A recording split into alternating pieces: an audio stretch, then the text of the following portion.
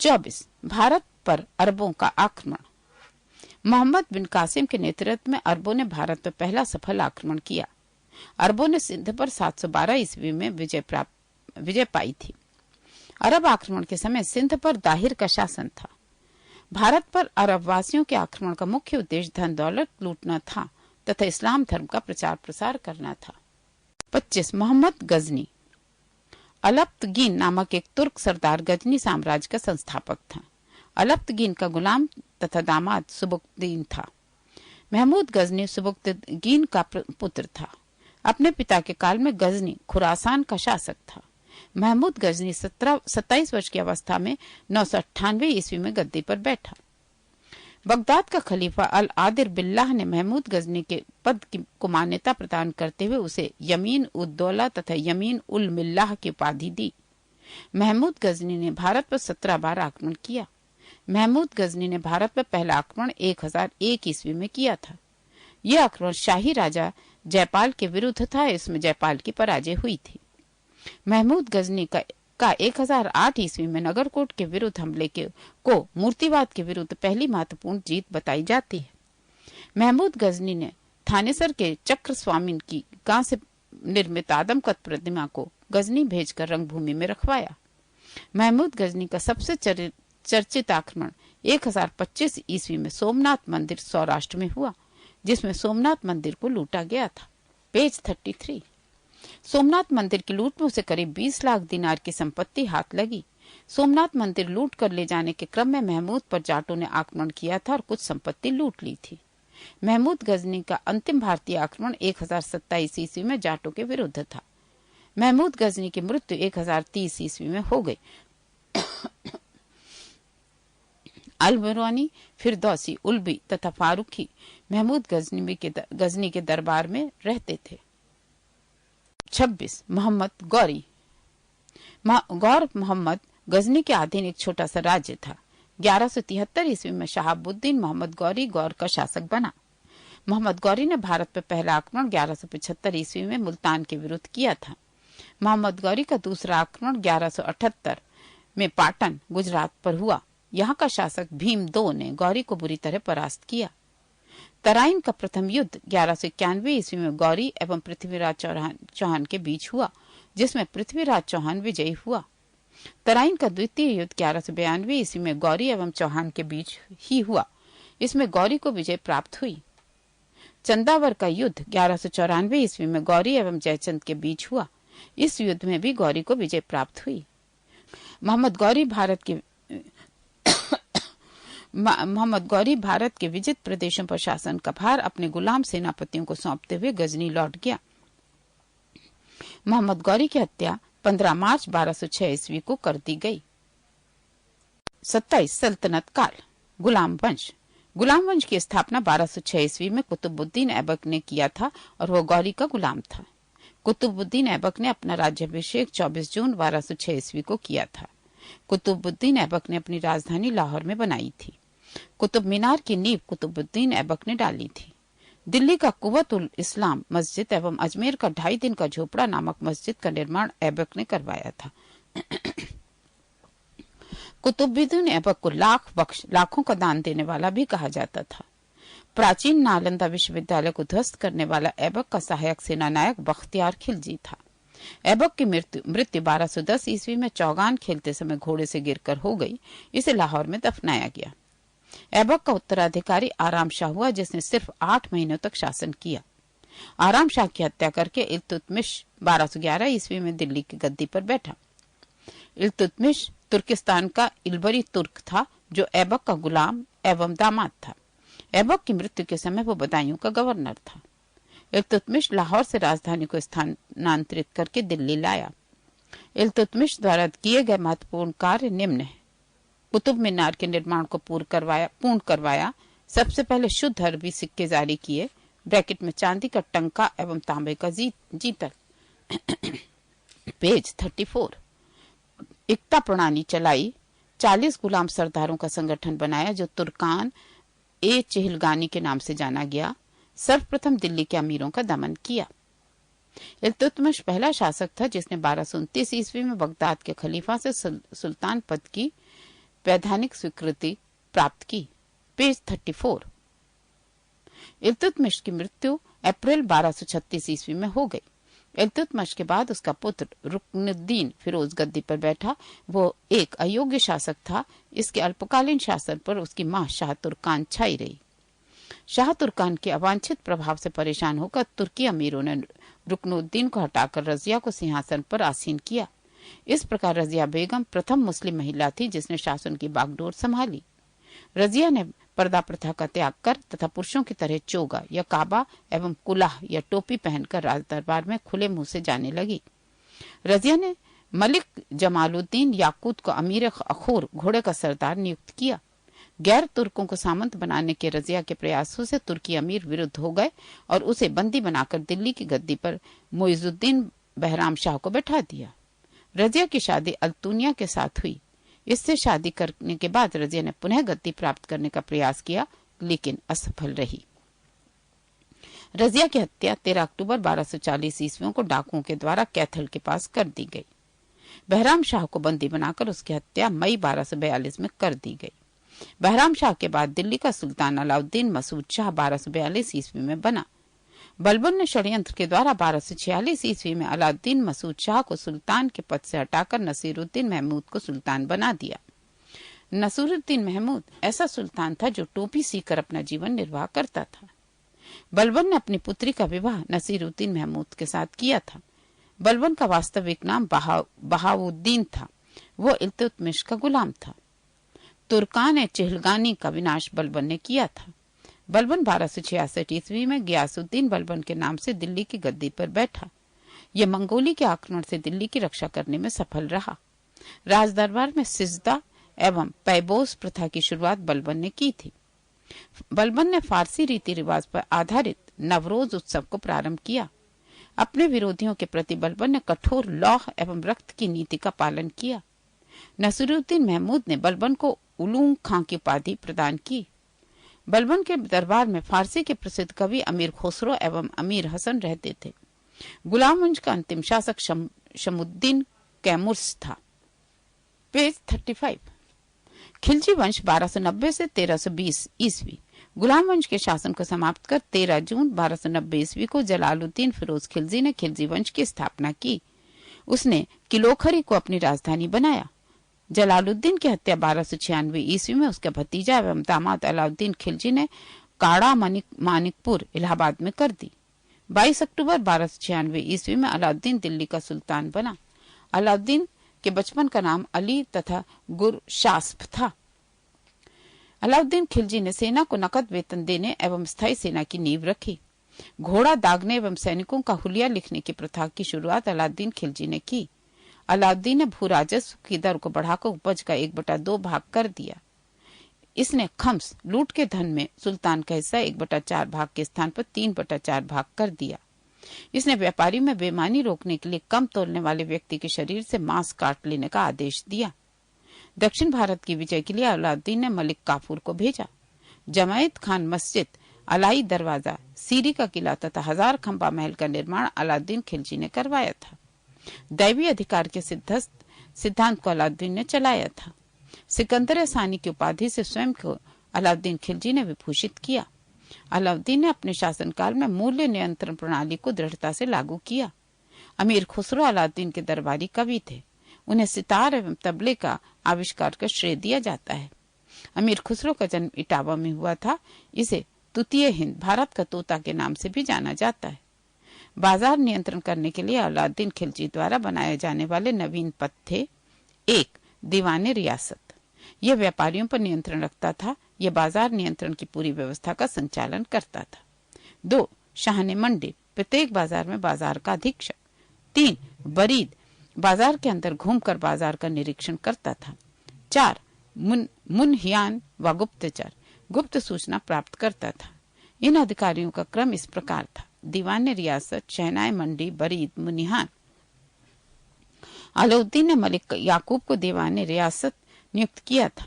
अलाउद्दीन द्वारा नियुक्त परवाना नवीस नामक अधिकारी वस्तुओं की परमिट जारी करता था।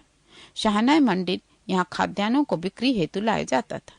सराय अदल, यहाँ वस्त्र, शक्कर, जड़ी बूटी, मेवा, दीपक हुक्का, तेल एवं अन्य निर्मित वस्तुएं बिकने के लिए आती थीं। अलाउद्दीन खिलजी की आर्थिक नीति की व्यापक जानकारी जियाउद्दीन बरनी की कृति तारीख फिरोज शाही से मिलती है। खजाइनुल फतूह, अमीर खुसरो, रेहला इब्न बतूता एवं फुतूहस्सलातीन इमामी की कृति है। मूल्य नियंत्रण को सफल बनाने में मुहतसिब, सेंसर एवं नाजिर, नापतोल अधिकारी की महत्वपूर्ण भूमिका थी। राजस्व सुधार के अंतर्गत अलाउद्दीन ने सर्वप्रथम मिल्क इनाम एवं वक्फ के अंतर्गत दी गई भूमि को वापस लेकर उसे खालसा भूमि में बदल दिया। अलाउद्दीन खिलजी के द्वारा लगाए जाने वाले दो नवीन कर थे। एक चराई कर दुधारू पशुओं पर लगाया जाता, दो गढ़ी कर घरों एवं झोपड़ी पर लगाया जाता था। जजिया कर गैर मुसलमानों से लिया जाता था। जकात कर मुसलमानों से लिया जाता था, जो एक धार्मिक कर था। ये संपत्ति का 40वां हिस्सा होता था। पेज 36। अलाउद्दीन खिलजी की मृत्यु 5 जनवरी 1316 को हो गई। कुतुबुद्दीन मुबारक खिलजी 1316 ईस्वी को दिल्ली के सिंहासन पर बैठा। इसे नग्न स्त्री पुरुष की संगत पसंद थी। मुबारक खिलजी कभी कभी राजदरबार में स्त्रियों का वस्त्र पहनकर आ जाता था। बरनी के अनुसार मुबारक कभी कभी नग्न होकर दरबारियों के बीच दौड़ा करता था। मुबारक खान ने खलीफा की उपाधि धारण की। पेज 36। मुबारक के वजीर खुसरो खान ने 15 अप्रैल 1320 ईस्वी को उसकी हत्या कर दी और स्वयं दिल्ली के सिंहासन पर बैठा। खुसरो खान ने पैगंबर के सेनापति की उपाधि धारण की। तुगलक वंश 1320 से 1398। 5 सितंबर 1320 ईस्वी को खुसरो वंश को पराजित करके गाजी मलिक या तुगलक गाजी गयासुद्दीन तुगलक के नाम से 8 सितंबर 1320 ईस्वी को दिल्ली के सिंहासन पर बैठा। गयासुद्दीन तुगलक ने करीब 29 बार मंगोल आक्रमण को विफल किया। गयासुद्दीन ने अलाउद्दीन के समय में लिए गए अमीरों की भूमि को पुनः लौटा दिया। इसने सिंचाई के लिए कुएं एवं नहरों का निर्माण करवाया। संभवतः नहरों का निर्माण करने वाला गयासुद्दीन प्रथम शासक था। गयासुद्दीन तुगलक ने दिल्ली के समीप स्थित पहाड़ियों पर तुगलकाबाद नाम का एक नया नगर स्थापित किया। रोमन शैली में निर्मित इस नगर में एक दुर्ग का निर्माण भी हुआ। इस दुर्ग की 56 कोट के नाम से भी जाना जाता है। गयासुद्दीन तुगलक की मृत्यु 1325 ईस्वी में बंगाल के अभिमान से लौटते समय जूना खां द्वारा निर्मित लकड़ी के महल में दबकर हो गई। गयासुद्दीन के बाद जूना खां मोहम्मद बिन तुगलक के नाम से दिल्ली के सिंहासन पर बैठा। मध्यकालीन सभी सुल्तानों में मोहम्मद तुगलक सर्वाधिक शिक्षित, विद्वान एवं योग्य व्यक्ति था। मोहम्मद बिन तुगलक को अपनी सनक भरी योजनाओं, क्रूर कृत्यों एवं दूसरों के सुख दुख के प्रति उपेक्षा भाव रखने के कारण स्वप्नशील, पागल एवं रक्त पिपासु कहा गया है। मोहम्मद बिन तुगलक द्वारा क्रियान्वित 4 योजनाएं क्रमशः निम्न थीं। 1. दोआब क्षेत्र में कर वृद्धि 1326 से 27। 2. राजधानी परिवर्तन 1326 से 27। सांकेतिक मुद्रा का प्रचलन 29 से 30। 4. खुरासन एवं कराचिल का अभियान। मोहम्मद बिन तुगलक ने कृषि के विकास के लिए अमीर कोही नामक नवीन विभाग की स्थापना की। मोहम्मद बिन तुगलक ने अपनी राजधानी दिल्ली से देवगिरी में स्थानांतरित किया और इसका नाम दौलताबाद रखा। सांकेतिक मुद्रा के अंतर्गत मोहम्मद बिन तुगलक ने पीतल, फरिश्ता के अनुसार तांबा, बरनी के अनुसार धातुओं के सिक्के चलवाए, जिनका मूल्य चांदी के रुपए टंका के बराबर होता था। अफ्रीकी यात्री इब्न बतूता लगभग 1333 ईस्वी में भारत आया। सुल्तान ने इसे दिल्ली का काजी नियुक्त किया और 1342 ईस्वी में सुल्तान ने इसे अपना राजदूत के रूप में चीन भेजा। इब्न बतूता की पुस्तक रहला में मोहम्मद तुगलक के समय की घटनाओं का वर्णन है। मोहम्मद बिन तुगलक की मृत्यु 20 मार्च 1351 को सिंध जाते समय थट्टा के निकट गोडाल में हो गई। पेज 37। मोहम्मद बिन तुगलक के शासनकाल में दक्षिण में हरिहर एवं बुक्का नामक 2 भाइयों ने 1336 ईस्वी में स्वतंत्र राज्य विजयनगर की स्थापना की। महाराष्ट्र में अलाउद्दीन बहमन शाह ने 1347 ईस्वी में स्वतंत्र बहमनी राज्य की स्थापना की। मोहम्मद बिन तुगलक की मृत्यु पर इतिहासकार बरनी लिखता है, अंततः लोगों को उससे मुक्ति मिली और उसे लोगों से। मोहम्मद बिन तुगलक शेख अलाउद्दीन का शिष्य था। वो सल्तनत का पहला शासक था जो अजमेर में शेख मोइनुद्दीन चिश्ती की दरगाह और बहराइच में सालार मसूद गाजी के मकबरे पे गया। मोहम्मद बिन तुगलक ने बदायूं में मीरन मुलहिम, दिल्ली में शेख निजामुद्दीन औलिया, मुल्तान में शेख रुकनुद्दीन, अजुधन में शेख मुल्तान आदि संतों की कब्रों पर मकबरे बनवाए। फिरोज तुगलक का राज्याभिषेक थट्टा के नजदीक 20 मार्च 1351 को हुआ था। पुनः फिरोज का राज्याभिषेक दिल्ली में अगस्त 1351 ईस्वी को हुआ। खलीफा द्वारा इसे कासिम अमीर उल मोमिनीन की उपाधि दी गई। राजस्व व्यवस्था के अंतर्गत फिरोज ने अपने शासनकाल में 24 कष्टदायक करों को समाप्त कर केवल 4 कर, खराज या लगान, खुम्स या युद्ध में लूट का माल, जजिया एवं ज़कात को वसूल करने का आदेश दिया। फिरोज तुगलक ब्राह्मणों पर जजिया लागू करने वाला पहला मुसलमान शासक था। उलेमाओं के आदेश पर फिरोज तुगलक ने एक नया सिंचाई कर भी लगाया जो उपज का 1/10 भाग था। फिरोज तुगलक ने 5 बड़ी नहरों का निर्माण कराया। फिरोज तुगलक ने 300 नए नगरों की स्थापना की। इनमें हिसार, फिरोजाबाद, फतेहाबाद, जौनपुर, फिरोजपुर प्रमुख हैं। इसके शासनकाल में खिजाबाद, टोपरा गांव एवं मेरठ के से अशोक के 2 स्तंभों को लाकर दिल्ली में स्थापित किया गया। सुल्तान फिरोज तुगलक ने अनाथ मुस्लिम महिलाओं, विधवाओं एवं लड़कियों की सहायता के लिए एक नए विभाग दीवाने खैरात की स्थापना की। सल्तनत कालीन सुल्तानों के शासनकाल में सबसे अधिक दासों की संख्या करीब 1,80,000 फिरोज तुगलक के समय थी। दासों की देखभाल के लिए फिरोज ने एक नए विभाग दीवाने बंदगान की स्थापना की। इसने सैन्य पदों को वंशानुगत बनाया। इसने अपनी आत्मकथा फतूहात ए फिरोज शाही की रचना की। इसने जियाउद्दीन बरनी एवं शमसे शिराज अफीफ को अपना संरक्षण प्रदान किया। इसने ज्वालामुखी मंदिर के पुस्तकालय से लूटे गए 1300 ग्रंथों में से कुछ को फारसी में विद्वान अपाउद्दीन द्वारा दलायते फिरोज शाही नाम से अनुवाद करवाया। इसने चांदी एवं तांबे के मिश्रण से निर्मित सिक्के भारी संख्या में जारी कराए जिसे अद्धा एवं विख कहा जाता था। फिरोज तुगलक की मृत्यु सितंबर 1388 ईस्वी में हो गई। फिरोज शाह में निर्मित खाने जहां तेलंगानी के मकबरे की तुलना जेरूसलम में निर्मित उमर की मस्जिद से की जाती है। सुल्तान फिरोज तुगलक ने दिल्ली में कोटला फिरोज शाह दुर्ग का निर्माण करवाया। तुगलक वंश का अंतिम शासक नसीरुद्दीन महमूद तुगलक था। इसका शासन दिल्ली में पालम तक ही रह गया था। पेज 38। तैमूर लग ने सुल्तान नसीरुद्दीन महमूद तुगलक के समय में दिल्ली पर आक्रमण किया। 1398 ईस्वी में नसीरुद्दीन के समय में ही मलिक कुशर्क पूर्वाधिपति की उपाधि ग्रहण कर एक हिजड़ा मलिक सरवर ने जौनपुर में एक स्वतंत्र राज्य की स्थापना की। सैयद वंश 1414 से 1451 ईस्वी। सैयद वंश का संस्थापक खिज्र खां था। इसने सुल्तान की उपाधि न धारण कर अपने को रैयत आला की उपाधि से ही खुश रखा। खिज्र खां तैमूर लंग का सेनापति था। भारत से लौटते समय तैमूर लंग ने खिज्र खां को मुल्तान, लाहौर एवं दीपालपुर का शासक नियुक्त किया। खिज्र खां नियमित रूप से तैमूर के पुत्र शाहरुख को कर भेजा करता था। खिज्र खां की मृत्यु 20 मई 1421 ईस्वी को हो गई।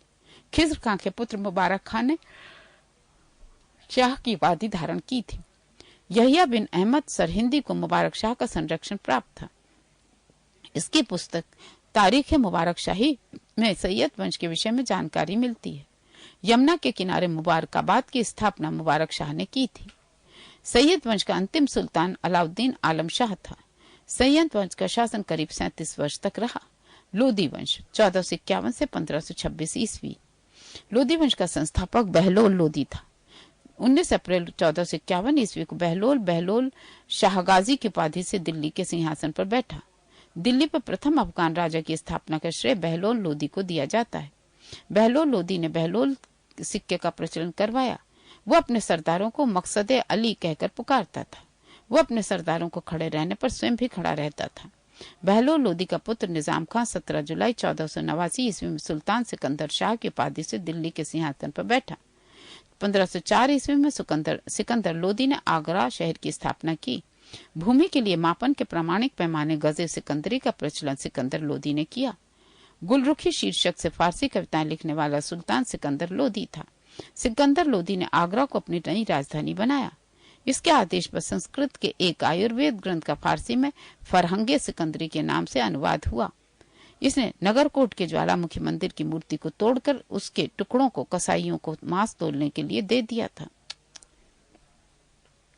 इससे मुसलमानों को ताजिया निकालने व मुसलमान स्त्रियों के पीरों तथा संतों के मजार पर जाने पर प्रतिबंध लगा दिया। गले की बीमारी के कारण सिकंदर लोदी की मृत्यु 21 नवंबर 1517 ईस्वी को हो गई। इसी दिन उसका पुत्र इब्राहिम शाह की उपाधि से आगरा के सिंहासन पर बैठा। 21 अप्रैल 1526 ईस्वी को पानीपत के प्रथम युद्ध में इब्राहिम लोदी बाबर से हार गया और इस युद्ध में वो मारा गया। बाबर को भारत पर आक्रमण के लिए निमंत्रण पंजाब के शासक दौलत खां लोधी एवं इब्राहिम लोधी के चाचा आलम खां ने दिया था। मोठ की मस्जिद का निर्माण सिकंदर लोधी के वजीर द्वारा करवाया गया था। पेज 39। सल्तनत कालीन शासन व्यवस्था। केंद्रीय शासन का मुखिया सुल्तान बलबन का अलाउद्दीन के समय अमीर प्रभावहीन हो गए। अमीरों का महत्व चरमोत्कर्ष पर था लोधी वंश के शासनकाल में। सल्तनत काल में मंत्रिपरिषद को मजलिस खलवत कहा गया। मजलिस खास में मजलिस एक खलवत को बैठक होती थी। बारे खास इसमें सुल्तान सभी दरबारियों, खानों, अमीरों, मालिकों और अन्य रईसों को बुलाता था। बारे आजम सुल्तान राजकीय कार्यों का अधिकांश भाग पूरा करता था। मंत्री एवं उससे संबंधित विभाग: 1. वजीर प्रधानमंत्री राजस्व विभाग का प्रमुख। 2. मुशर्रफ मुमालिक महालेखाकार प्रांतों एवं अन्य विभागों से प्राप्त आय एवं व्यय का लेखा जोखा।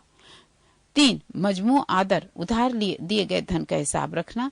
4. खजीन कोषाध्यक्ष। 5. आरिज़े मुमालिक सैन्य विभाग का प्रमुख अधिकारी। इसके विभाग को दीवाने अर्ज कहा जाता था। 6. सद्र उस सुदूर धर्म विभाग एवं दान विभाग का प्रमुख। 7. काजी उल कजात सुल्तान के बाद न्याय का सर्वोच्च अधिकारी। 8. बरीदे मुमालिक गुप्तचर विभाग का प्रमुख अधिकारी। 9. वकीले दर सुल्तान की व्यक्तिगत सेवाओं की देखभाल करता था। 10. दीवाने खैरात दान विभाग। 11. दीवाने बंदगान दास विभाग। 12. दीवाने इस्तिफाक पेंशन विभाग। दिल्ली सल्तनत अनेक प्रांतों में बटा हुआ था, जिसे इक्ता कहा जाता था। यहाँ का शासन नायब वली या मुफ्ती द्वारा संचालित होता था। इक्ता को शिको जिलों में विभाजित किया गया था। यहाँ का शासन अमीर नजीम अपने अन्य सहयोगियों के साथ करता था। एक शहर या 100 गांव के शासन की देखरेख अमीर सदा नामक अधिकारी करता था। प्रशासन की सबसे छोटी इकाई ग्राम होता था। सुल्तान की स्थायी सेना को खास खेल नाम दिया जाता था।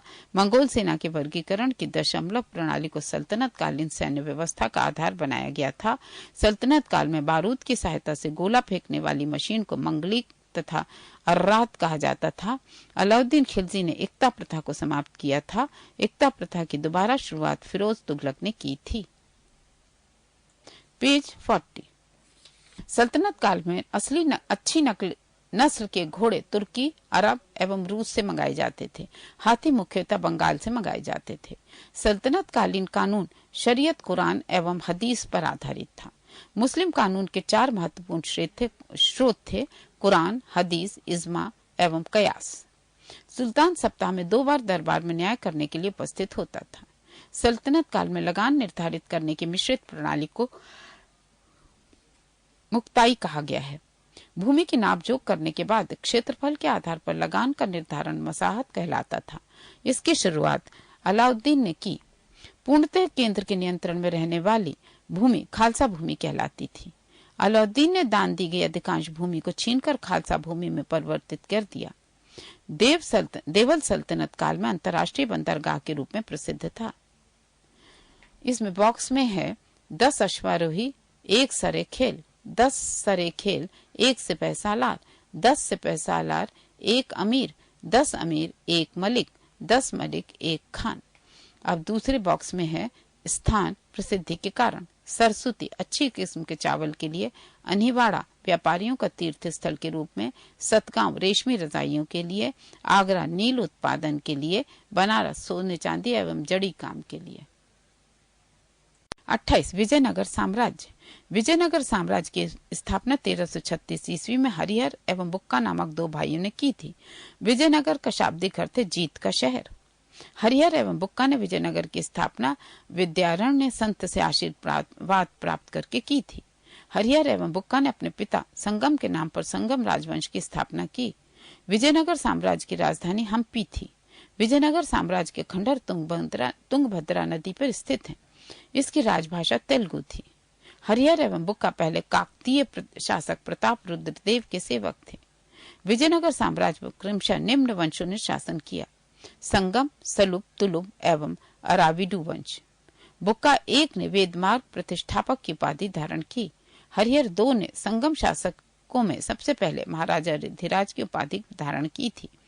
इटली के यात्री निकोलो कॉन्टी विजयनगर की यात्रा पर देवराय प्रथम के शासनकाल में आया।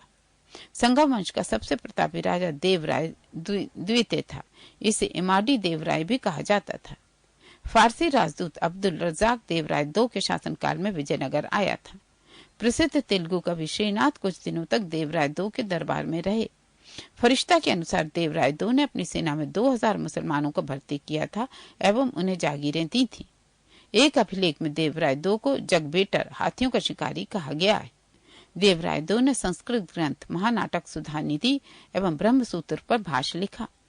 मल्लिकार्जुन को प्रौढ़ देवराय भी कहा जाता है। ब्रैकेट यहाँ पर बॉक्स में संगम वंश के प्रमुख शासक, ये तो उसका शीर्षक है। हरिहर 1336 से 1356 ईस्वी, बुक्का 1 1356 से 1377 ईस्वी, हरिहर 2 1377 से 1404 ईस्वी, देवराय 1 1406 से 1422, देवराय 2 1426 से 1446, मल्लिकार्जुन 1446 से 1466, विरूपाक्ष 2 1466 से 1485। पेज 41। सालुब नरसिंह ने विजयनगर में दूसरे राजवंश सालुब वंश 1485 से 1506 ईस्वी की स्थापना की। सालुब वंश के बाद विजयनगर पर तुलुब वंश का शासन स्थापित हुआ।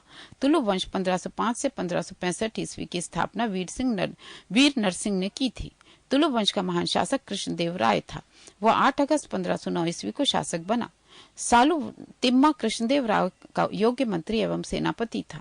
कृष्णदेवराय के शासनकाल में पुर्तगाली यात्री डोमिगोस पायस विजयनगर आया था।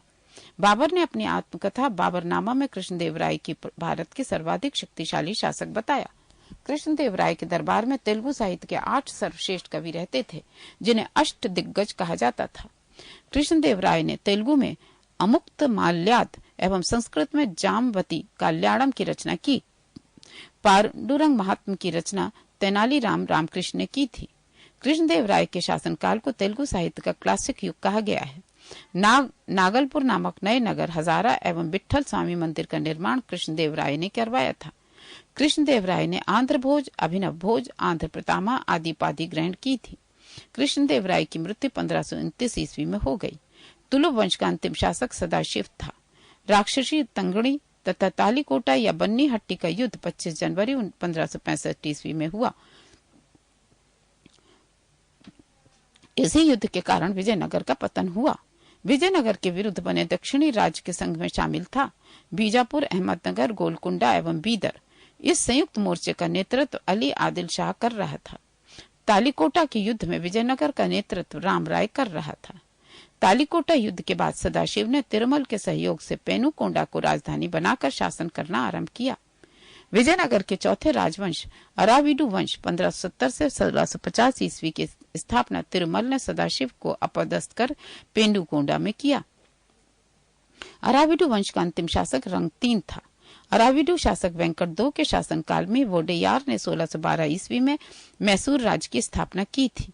विजयनगर साम्राज्य की प्रशासनिक इकाई का क्रम घटते हुए इस प्रकार था: प्रांत ब्रैकेट में मंडल, कोट्टम या वालनाडु ब्रैकेट में जिला, नाडु मेला ग्राम ब्रैकेट में 50 ग्राम का समूह, ऊर ब्रैकेट में ग्राम। विजयनगर कालीन सेना नायकों को नायक कहा जाता था। ये नायक वस्तुतः भूसामंत थे, जिन्हें राजा वेतन के बदले अथवा उनकी अधीनस्थ सेना के रखरखाव के लिए विशेष भूखंड दे देता था, जो अमरम कहलाता था। आयंगार व्यवस्था प्रशासन को सुचारू रूप से संचालित करने के लिए प्रत्येक ग्राम को एक स्वतंत्र इकाई के रूप में संगठित किया गया था। इन संगठित ग्रामीण इकाइयों पर शासन हेतु 12 प्रशासकीय अधिकारियों की नियुक्ति की जाती थी, जिनको सामूहिक रूप से आयंगार कहा जाता था। ये अवैतनिक होते थे। इनकी सेवाओं के बदले सरकार इन्हें पूर्णतः लगान मुक्त एवं कर मुक्त भूमि प्रदान करती थी। इनका पद आनुवांशिक होता था। वो इस पद को बेच या गिरवी रख सकता था। ग्राम स्तर की कोई भी संपत्ति इन अधिकारियों की इजाजत के बगैर ना तो बेची जा सकती थी, न ही दान में दी जा सकती थी। कर्णिक नामक आयंगार के पास जमीन के क्रय विक्रय से संबंधित समस्त दस्तावेज होते थे। पेज 42। विजयनगर साम्राज्य की आय सबसे बड़ा स्रोत लगान था। भू राजस्व की दर उपज का 1/6वां भाग था। विवाह कर वर एवं वधू दोनों से लिया जाता था। विधवा से विवाह करने वाले इस कर से मुक्त थे। बॉक्स में है विजयनगर आने वाले प्रमुख विदेशी यात्री निकोलो कोंटी, देश इटली, काल 1420 ईस्वी, शासक देवराय 1।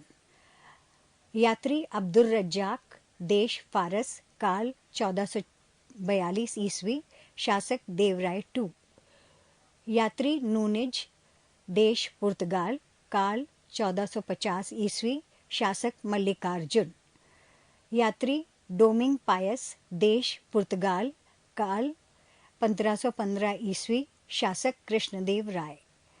यात्री बारबोसा, देश पुर्तगाल, काल 1515 से 16 ईस्वी, शासक देश कृष्णदेव राय। उम्बली ग्राम में विशेष सेवाओं के बदले दी जाने वाली लगान मुक्त भूमि की भूधारणा पद्धति थी। रक्त कोडगे युद्ध में शौर्य का प्रदर्शन करने वाले मृत लोगों के परिवार को दी गई भूमि को कहा जाता था। कुट्टगी ब्राह्मण, मंदिर या बड़े भूस्वामी जो स्वयं कृषि नहीं करते थे, किसानों को पट्टे पर भूमि दे देते थे, ऐसी भूमि को कुट्टगी कहा जाता था। वे कृषक मजदूर जो भूमि में क्रय विक्रय के साथ ही हस्तांतरित हो जाते थे, कूदी कहलाते थे। विजयनगर का सैन्य विभाग कदाचार कहलाता था तथा इस विभाग का उच्च अधिकारी दंड नायक या सेनापति होता था। टकसाल विभाग को जोरी खाना कहा जाता था। चेट्टियों की तरह व्यापार में निपुण दस्तकार वर्ग के लोगों को वीर पंजाल कहा जाता था। उत्तर भारत से दक्षिण भारत में आकर बसे लोगों को बड़वा कहा जाता था। विजयनगर में दास प्रथा प्रचलित थी। मनुष्यों के क्रय विक्रय को वेश वग कहा जाता था। मंदिरों में रहने वाली स्त्रियों को देवदासी कहा जाता था। इनको आजीविका के लिए भूमि या नियमित वेतन दिया जाता था। नोट: विजयनगर की मुद्रा पैगोडा तथा बहमनी राज्य की मुद्रा हूण थी। 29 बहमनी राज्य। मोहम्मद बिन तुगलक के शासनकाल में 1347 ईस्वी में हसन गंगू ने बहमनी राज्य की स्थापना की। वह अलाउद्दीन बहमन शाह के नाम से सिंहासन पर बैठा। इसने अपनी राजधानी गुलबर्गा को बनाया। इसकी राजभाषा मराठी थी। इसने अपने साम्राज्य को 4 प्रांतों में गुलबर्गा, दौलताबाद, बरार एवं बीदर में बांटा। इसकी मृत्यु 11 फरवरी 1958 ईस्वी को हो गई थी। बॉक्स में है बहमनी वंश के प्रमुख शासक। मोहम्मद शाह प्रथम 1358 to 1375 ईस्वी, अलाउद्दीन मुजाहिद शाह 1375 to 1378 ईस्वी, दाऊद प्रथम 1378 ईस्वी, मोहम्मद शाह द्वितीय 1378 to 1397 ईस्वी, ताजुद्दीन फिरोज 1397 to 1422 ईस्वी, शिहाबुद्दीन अहमद प्रथम 1422 से 1436 ईस्वी, अलाउद्दीन अहमद II 1436 to 1458 ईस्वी, सुल्तान शमसुद्दीन मोहम्मद III 1463 to 1482 ईस्वी। भीमा नदी के तट पर फिरोजाबाद की स्थापना ताजुद्दीन फिरोज ने की थी। शिहाबुद्दीन अहमद प्रथम ने अपनी राजधानी गुलबर्गा से हटाकर बीदर में स्थापित की। इसने बीदर का नया नाम मोहम्मदाबाद रखा। मोहम्मद III के शासनकाल में ख्वाजा जहां की उपाधि से महमूद गवां को प्रधानमंत्री नियुक्त किया गया था। महमूद गवां ने बीदर में एक महाविद्यालय की स्थापना कराई। रियाजुल इंशा नाम से महमूद गवां के पत्रों का संग्रह किया गया। 1417 ईस्वी में रूसी यात्री निकितन बहमनी साम्राज्य की यात्रा पर आया। इस समय बहमनी राज्य पर ताजुद्दीन फिरोज का शासन था। बहमनी राज्य पेज 43। बहमनी साम्राज्य के चारों प्रांतों ब्रैकेट में तरफों या अतरफों के प्रांतपति तरफदार उसके विरुद्ध विशेष से जाना जाता था। 1. दौलताबाद का तरफदार मसदद ए आली। 2. बरार का तरफदार मजलिस ए आली। 3. बीदर का तरफदार अज़ाम हुमायूं। 4. गुलबर्गा का तरफदार मालिक नयाब। बीजापुर गुलबर्गा तराफ में शामिल था। यह सबसे महत्वपूर्ण तराफ था। कलीमुल्लाह बहमनी वंश का अंतिम शासक था। इसकी मृत्यु के समय बहमनी राज्य 5 स्वतंत्र राज्यों में बंट गया। इन स्वतंत्र राज्यों से संबंधित विवरण इस प्रकार है। बॉक्स में है राज्य 1 बीजापुर, वंश आदिल शाही, संस्थापक यूसुफ आदिल शाह, स्थापना वर्ष 1489 ईस्वी। राज्य 2 अहमदनगर, वंश निजाम शाही, संस्थापक मलिक अहमद, स्थापना वर्ष 1490 ईस्वी। 3 बरार इमाद शाही, फतेहुल्ला इमाद शाह 1490 ईस्वी। 4 गोलकुंडा कुतुब शाही, कुली कुतुब शाह 1512 ईस्वी। 5 बीदर बरीद शाही, अमीर अली बरीद 1526 ईस्वी। मोहम्मद प्रथम के मंत्री सैफुद्दीन गौरी ने केंद्रीय शासन का कार्य कई विभागों में विभक्त किया और उसे 8 प्रधानमंत्रियों को सुपुर्द किया, जो इस प्रकार है। 1 वकील उस सल्तनत, दिल्ली के मलिक नायब के समान। 2 वजीर ए कुल, सभी मंत्रियों के कार्यों का निरीक्षण ब्रैकेट में वकील को छोड़कर।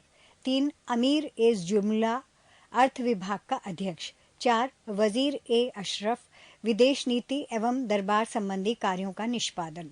5 नाजिर, वह अर्थ विभाग से संबंधित था। 6 पेशवा, वकील के साथ संयुक्त था। 7 कोतवाल, पुलिस अध्यक्ष। 8 सदरे जहां, न्याय विभाग, धर्म तथा दान विभाग का अध्यक्ष। बहमनी राज्य में कुल 18 शासक हुए, जिन्होंने कुल मिलाकर 175 वर्ष शासन किया। 30 स्वतंत्र प्रांतीय राज्य। जौनपुर। जौनपुर की स्थापना फिरोज शाह तुगलक ने अपने भाई जौना खां की स्मृति में की थी। जौनपुर में स्वतंत्र शर्की राजवंश की स्थापना मलिक सरवर ब्रैकेट में ख्वाजा जहान ने की थी। ख्वाजा जहान को मलिक उस शर्क पूर्व का स्वामी की उपाधि 1394 ईस्वी में फिरोज शाह तुगलक के पुत्र सुल्तान महमूद ने दी थी। जौनपुर का अन्य प्रमुख शासक थे मुबारक शाह ब्रैकेट में 1399 टू 1402 ईस्वी, शमसुद्दीन इब्राहिम शाह 1402 टू 1436 ईस्वी, महमूद शाह 1436 टू 51 ईस्वी और हुसैन शाह 1458 टू 1500 ईस्वी। लगभग 75 वर्ष तक स्वतंत्र रहने के बाद जौनपुर पर बहलोल लोदी ने कब्जा कर लिया। शर्की शासन के अंतर्गत विशेषकर इब्राहिम शाह के समय में जौनपुर में साहित्य एवं कला, स्थापत्य कला के क्षेत्र में हुए विकास के कारण जौनपुर को भारत के सिराज के नाम से जाना गया। अटाला देवी की मस्जिद का निर्माण 1408 ईस्वी में शर्की सुल्तान इब्राहिम शाह द्वारा किया गया था। अटाला देवी मस्जिद का निर्माण कन्नौज के राजा विजय चंद्र द्वारा निर्मित अटाला देवी के मंदिर को तोड़कर किया गया था। जामी मस्जिद का निर्माण 1470 ईस्वी में हुसैन शाह शर्की के द्वारा किया गया था। झंझरी मस्जिद 1430 ईस्वी में इब्राहिम शर्की के द्वारा एवं लाल दरवाज़ा मस्जिद का निर्माण मोहम्मद शाह के द्वारा 1450 ईस्वी में किया गया था। पेज 44। कश्मीर। सुहादेव नामक एक हिंदू ने 1301 ईस्वी में कश्मीर में हिंदू राज्य की स्थापना की थी। 1399 टू 40 ईस्वी में कश्मीर में शाह मीर के द्वारा प्रथम मुस्लिम वंश की स्थापना की गई। कश्मीर का प्रथम मुस्लिम शासक शाह मीर जो शमसुद्दीन शाह मीर के नाम से गद्दी पर बैठा। इसने अपनी राजधानी इंद्रकोट में स्थापित की। अलाउद्दीन ने राजधानी इंद्रकोट से हटाकर अलाउद्दीन श्रीनगर में स्थापित किया। हिंदू मंदिरों एवं मूर्तियों को तोड़ने के कारण सुल्तान सिकंदर को बुत शिकन कहा गया। 1420 ईस्वी में जैन उल आबदीन सिंहासन पर बैठा। इसकी धार्मिक सहिष्णुता के कारण इसे कश्मीर का अकबर कहा गया। जैन उल आबदीन फारसी, संस्कृत, कश्मीरी, तिब्बती आदि भाषाओं का ज्ञाता था। इसने महाभारत एवं राज तरंगिणी को फारसी में अनुवाद करवाया। 1588 ईस्वी में अकबर ने कश्मीर को मुगल साम्राज्य में मिला लिया। बंगाल। इख्तियारुद्दीन मोहम्मद बिन बख्तियार खिलजी ने बंगाल को दिल्ली सल्तनत में मिलाया। गयासुद्दीन तुगलक ने बंगाल को 3 भागों में विभाजित किया। लखनौती ब्रैकेट में उत्तर बंगाल, सोनार गांव ब्रैकेट में पूर्वी बंगाल तथा सतगांव ब्रैकेट में दक्षिण बंगाल। 1345 ईस्वी में हाजी इलियास बंगाल के विभाजन को समाप्त कर शमसुद्दीन इलियास शाह के नाम से बंगाल का शासक बना। पांडुआ में अदीना मस्जिद का निर्माण 1364 ईस्वी में सुल्तान सिकंदर शाह ने करवाया था। बंगाल का शासक गयासुद्दीन आजम शाह 1389 से 1409 ईस्वी अपनी न्यायप्रियता के लिए प्रसिद्ध था। अलाउद्दीन हुसैन शाह ब्रैकेट में 1493 टू 1518 ईस्वी में राजधानी को पांडुआ से गौड़ स्थानांतरित किया। महाप्रभु चैतन्य अलाउद्दीन के समकालीन थे। अलाउद्दीन ने सत्यपीर नामक आंदोलन की शुरुआत की। मालाधर बसु ने अलाउद्दीन के शासनकाल में ही श्री कृष्ण विजय की रचना कर गुणराज खान की उपाधि धारण की। इनके बेटे को सत्यराज खान की उपाधि दी गई। नासिरुद्दीन नुसरत शाह ने गौड़ में बड़ा सोना एवं कदल रसूल मस्जिद का निर्माण करवाया। मालवा, दिलावर खान ने 1401 ईस्वी में मालवा को स्वतंत्र घोषित किया। दिलावर का पुत्र अलप खां हुशंग शाह की उपाधि धारण कर 1405 ईस्वी में मालवा का शासक बना। इसने अपनी राजधानी को धारा से मांडू स्थानांतरित किया। मालवा में खिलजी वंश की स्थापना महमूद शाह ने की। गुजरात के शासक बहादुर शाह ने महमूद शाह द्वितीय को युद्ध में परास्त कर उसकी हत्या कर दी और मालवा को गुजरात में मिला लिया। मांडू के किले का निर्माण हुशंग शाह ने करवाया था।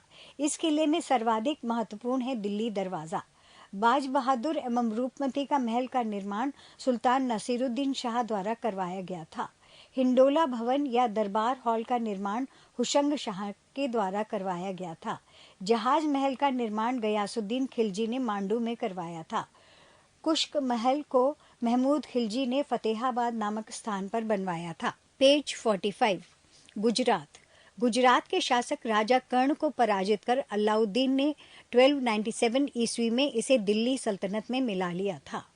1391 ईस्वी में मोहम्मद शाह तुगलक द्वारा नियुक्त गुजरात का सूबेदार जफर खान ने 1401 ईस्वी में दिल्ली सल्तनत की अधीनता को त्याग दिया। जफर खां सुल्तान मुजफ्फर शाह की उपाधि ग्रहण कर 1407 ईस्वी में गुजरात का स्वतंत्र सुल्तान बना।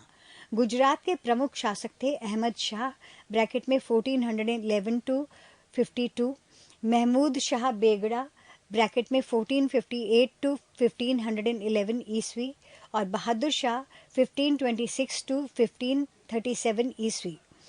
अहमद शाह ने असावल के निकट साबरमती नदी के किनारे अहमद शाह नामक नगर बसाया और पाटन से राजधानी हटाकर अहमदाबाद को राजधानी बनाया। गुजरात का सबसे प्रसिद्ध शासक महमूद बेगड़ा था। महमूद बेगड़ा ने गिरनार के निकट मुस्तफाबाद नामक नगर और चमानेर के निकट मोहम्मदाबाद नगर बसाया। 1572 ईस्वी में अकबर ने गुजरात को मुगल साम्राज्य में मिला लिया। मेवाड़, अलाउद्दीन खिलजी ने 1303 ईस्वी में मेवाड़ के गुहिलौत राजवंश के शासक रत्न सिंह को पराजित कर मेवाड़ को दिल्ली सल्तनत में मिला लिया।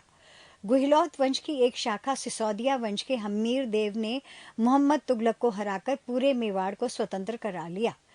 राणा कुंभा ने 1448 ईस्वी में चित्तौड़ में एक विजय स्तंभ की स्थापना की। खानवा का युद्ध 1527 ईस्वी में राणा सांगा एवं बाबर के बीच में हुआ, जिसमें बाबर विजयी हुआ। 1576 ईस्वी में हल्दी घाटी का युद्ध राणा प्रताप एवं अकबर के बीच हुआ, जिसमें अकबर विजयी हुआ। मेवाड़ की राजधानी चित्तौड़गढ़ थी। जहांगीर ने मेवाड़ को मुगल साम्राज्य में मिला लिया। खानदेश, तुगलक वंश के पतन के समय फिरोजशाह तुगलक के सूबेदार मलिक अहमद राजा फारूकी ने नर्मदा एवं ताप्ती नदियों के बीच 1382 ईस्वी में खानदेश की स्थापना की। खानदेश की राजधानी बुरहानपुर थी। इसका सैनिक मुख्यालय असीरगढ़ था। 1601 ईस्वी में अकबर ने खानदेश को मुगल साम्राज्य में मिला लिया। 31 सूफी आंदोलन, जो लोग सूफी संतों से शिष्यता ग्रहण करते थे उन्हें मुरीद कहा जाता था। सूफी जिन आश्रमों में निवास करते थे उन्हें खानकाह या मठ कहा जाता था। सूफियों के धर्म संघ बाशारा इस्लामी सिद्धांत के समर्थक और बेशारा इस्लामी सिद्धांत से बंधे नहीं में विभाजित थे। भारत में चिश्ती एवं सुहरावर्दी सिलसिले की जड़ें काफी गहरी थी।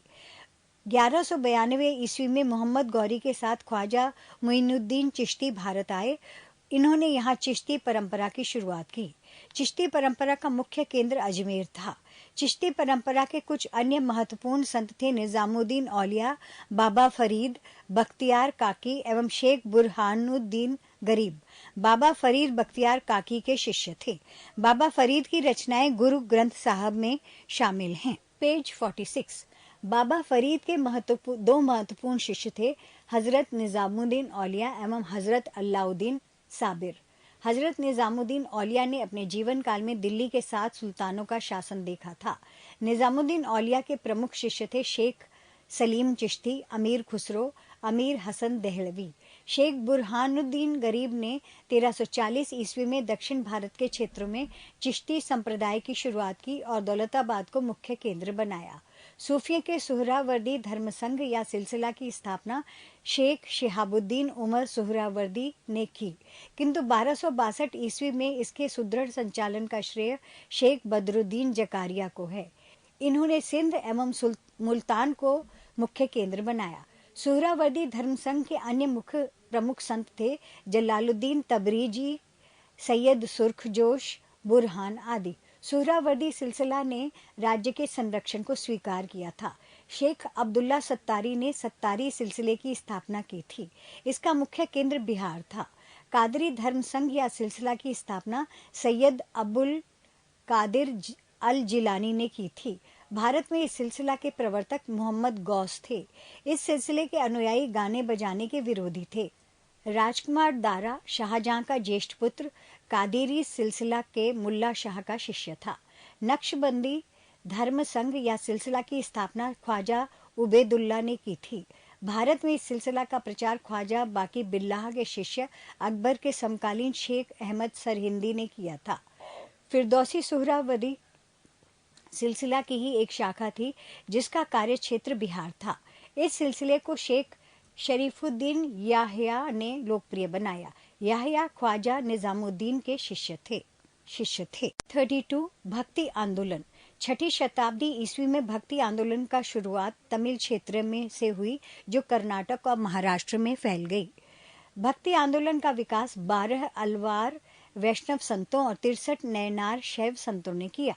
शैव संत अप्पार ने पल्लव राजा महेंद्र वर्मन को शैव धर्म स्वीकार करवाया।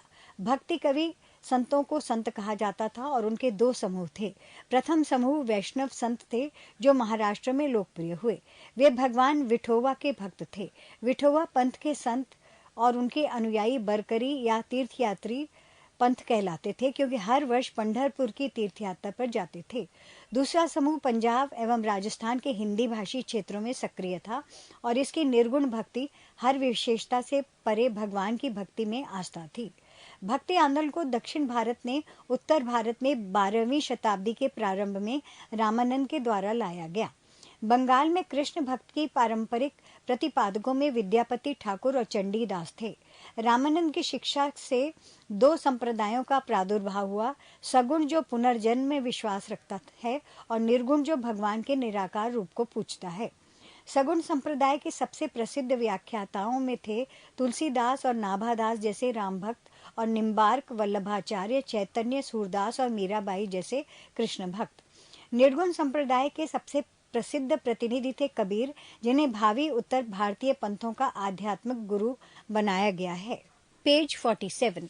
शंकराचार्य के अद्वैत दर्शन के विरोध में दक्षिण में वैष्णव संतों द्वारा 4 मतों की स्थापना की गई जो निम्न हैं। श्री संप्रदाय रामानुजाचार्य विशिष्टाद्वैत, ब्रह्म संप्रदाय माधवाचार्य द्वैतवाद, रुद्र संप्रदाय विष्णु स्वामी शुद्ध द्वैतवाद, सनकादि संप्रदाय निम्बकाचार्य द्वैताद्वैतवाद। भक्ति आंदोलन के संत। रामानुजाचार्य ब्रैकेट में 11वीं शताब्दी, इन्होंने राम को अपना आराध्य माना। इनका मृत्यु 1017 ईस्वी में मद्रास के निकट पेरुम्बर नामक स्थान पर हुआ था। 1137 ईस्वी में इनकी मृत्यु हो गई। रामानुज ने वेदांत में प्रशिक्षण अपने गुरु कांचीपुरम के यादव प्रकाश से प्राप्त किया था। रामानंद का जन्म 1299 ईस्वी में प्रयाग में हुआ था। इनकी शिक्षा प्रयाग तथा वाराणसी में हुई। इन्होंने अपना संप्रदाय सभी जातियों के लिए खोल दिया। रामानुज की भांति इन्होंने भी भक्ति को मोक्ष का एकमात्र साधन स्वीकार किया। इन्होंने मर्यादा पुरुषोत्तम राम एवं सीता की आराधना को समाज के समक्ष रखा। इनके प्रमुख शिष्य थे रैदास ब्रैकेट में हरिजन, कबीर ब्रैकेट में जुलाहा, धन्ना ब्रैकेट में जाट, सेना ब्रैकेट में नाई, पीपा ब्रैकेट में राजपूत। कबीर कबीर का जन्म 1425 ईस्वी में एक विधवा ब्राह्मणी के गर्भ से हुआ था। लोक लज्जा के भय से उसने नवजात शिशु को वाराणसी में लहरतारा के पास एक तालाब के समीप छोड़ दिया। जुलाहा नीरू तथा उसकी पत्नी नीमा इस नवजात शिशु को अपने घर ले आए। इस बालक का नाम कबीर रखा गया। इन्होंने राम, रहीम, हजरत, अल्लाह आदि को एक ही ईश्वर के अनेक रूप माने।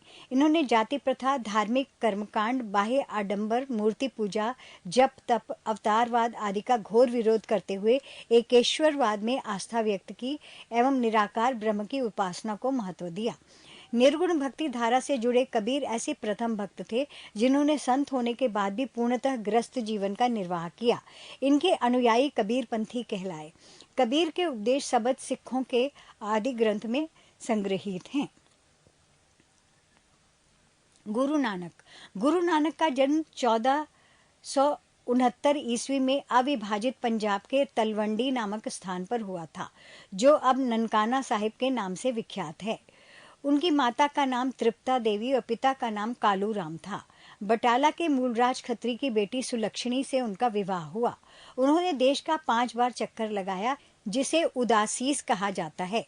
उन्होंने कीर्तनों के माध्यम से उपदेश दिए। अपने जीवन के अंतिम क्षणों में उन्होंने रावी नदी के किनारे करतारपुर में अपना डेहरा अथवा मठ स्थापित किया।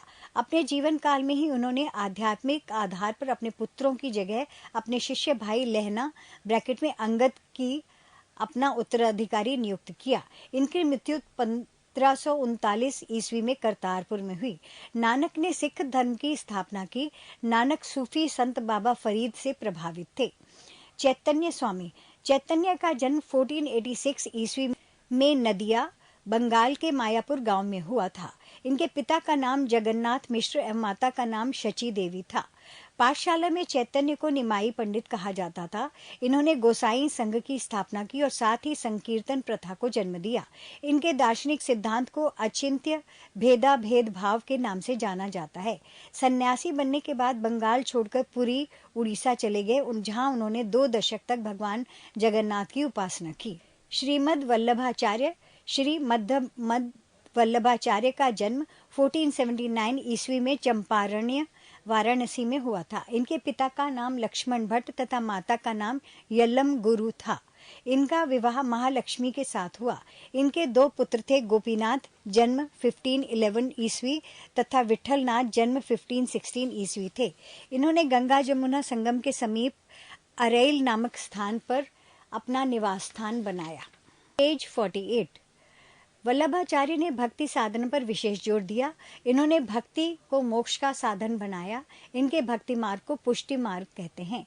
गोस्वामी तुलसीदास, इनका जन्म उत्तर प्रदेश के बांदा जिले में राजापुर गांव में 1554 ईस्वी में हुआ था। इन्होंने रामचरितमानस की रचना की। धन्ना का जन्म 1415 ईस्वी में एक जाट परिवार में हुआ था। राजपुताना से बनारस आकर ये रामानंद के शिष्य बन गए। कहा जाता है कि इन्होंने भगवान की मूर्ति को हठात भोजन कराया था। रैदास, ये जाति के चमार थे। ये रामानंद के 12 शिष्यों में से एक थे। इनके पिता का नाम रघु तथा माता का नाम घुरबिनिया था। ये जूता बनाकर जीविकोपार्जन करते थे। मीराबाई ने इन्हें अपना गुरु माना है। इन्होंने रायदासी संप्रदाय की स्थापना की।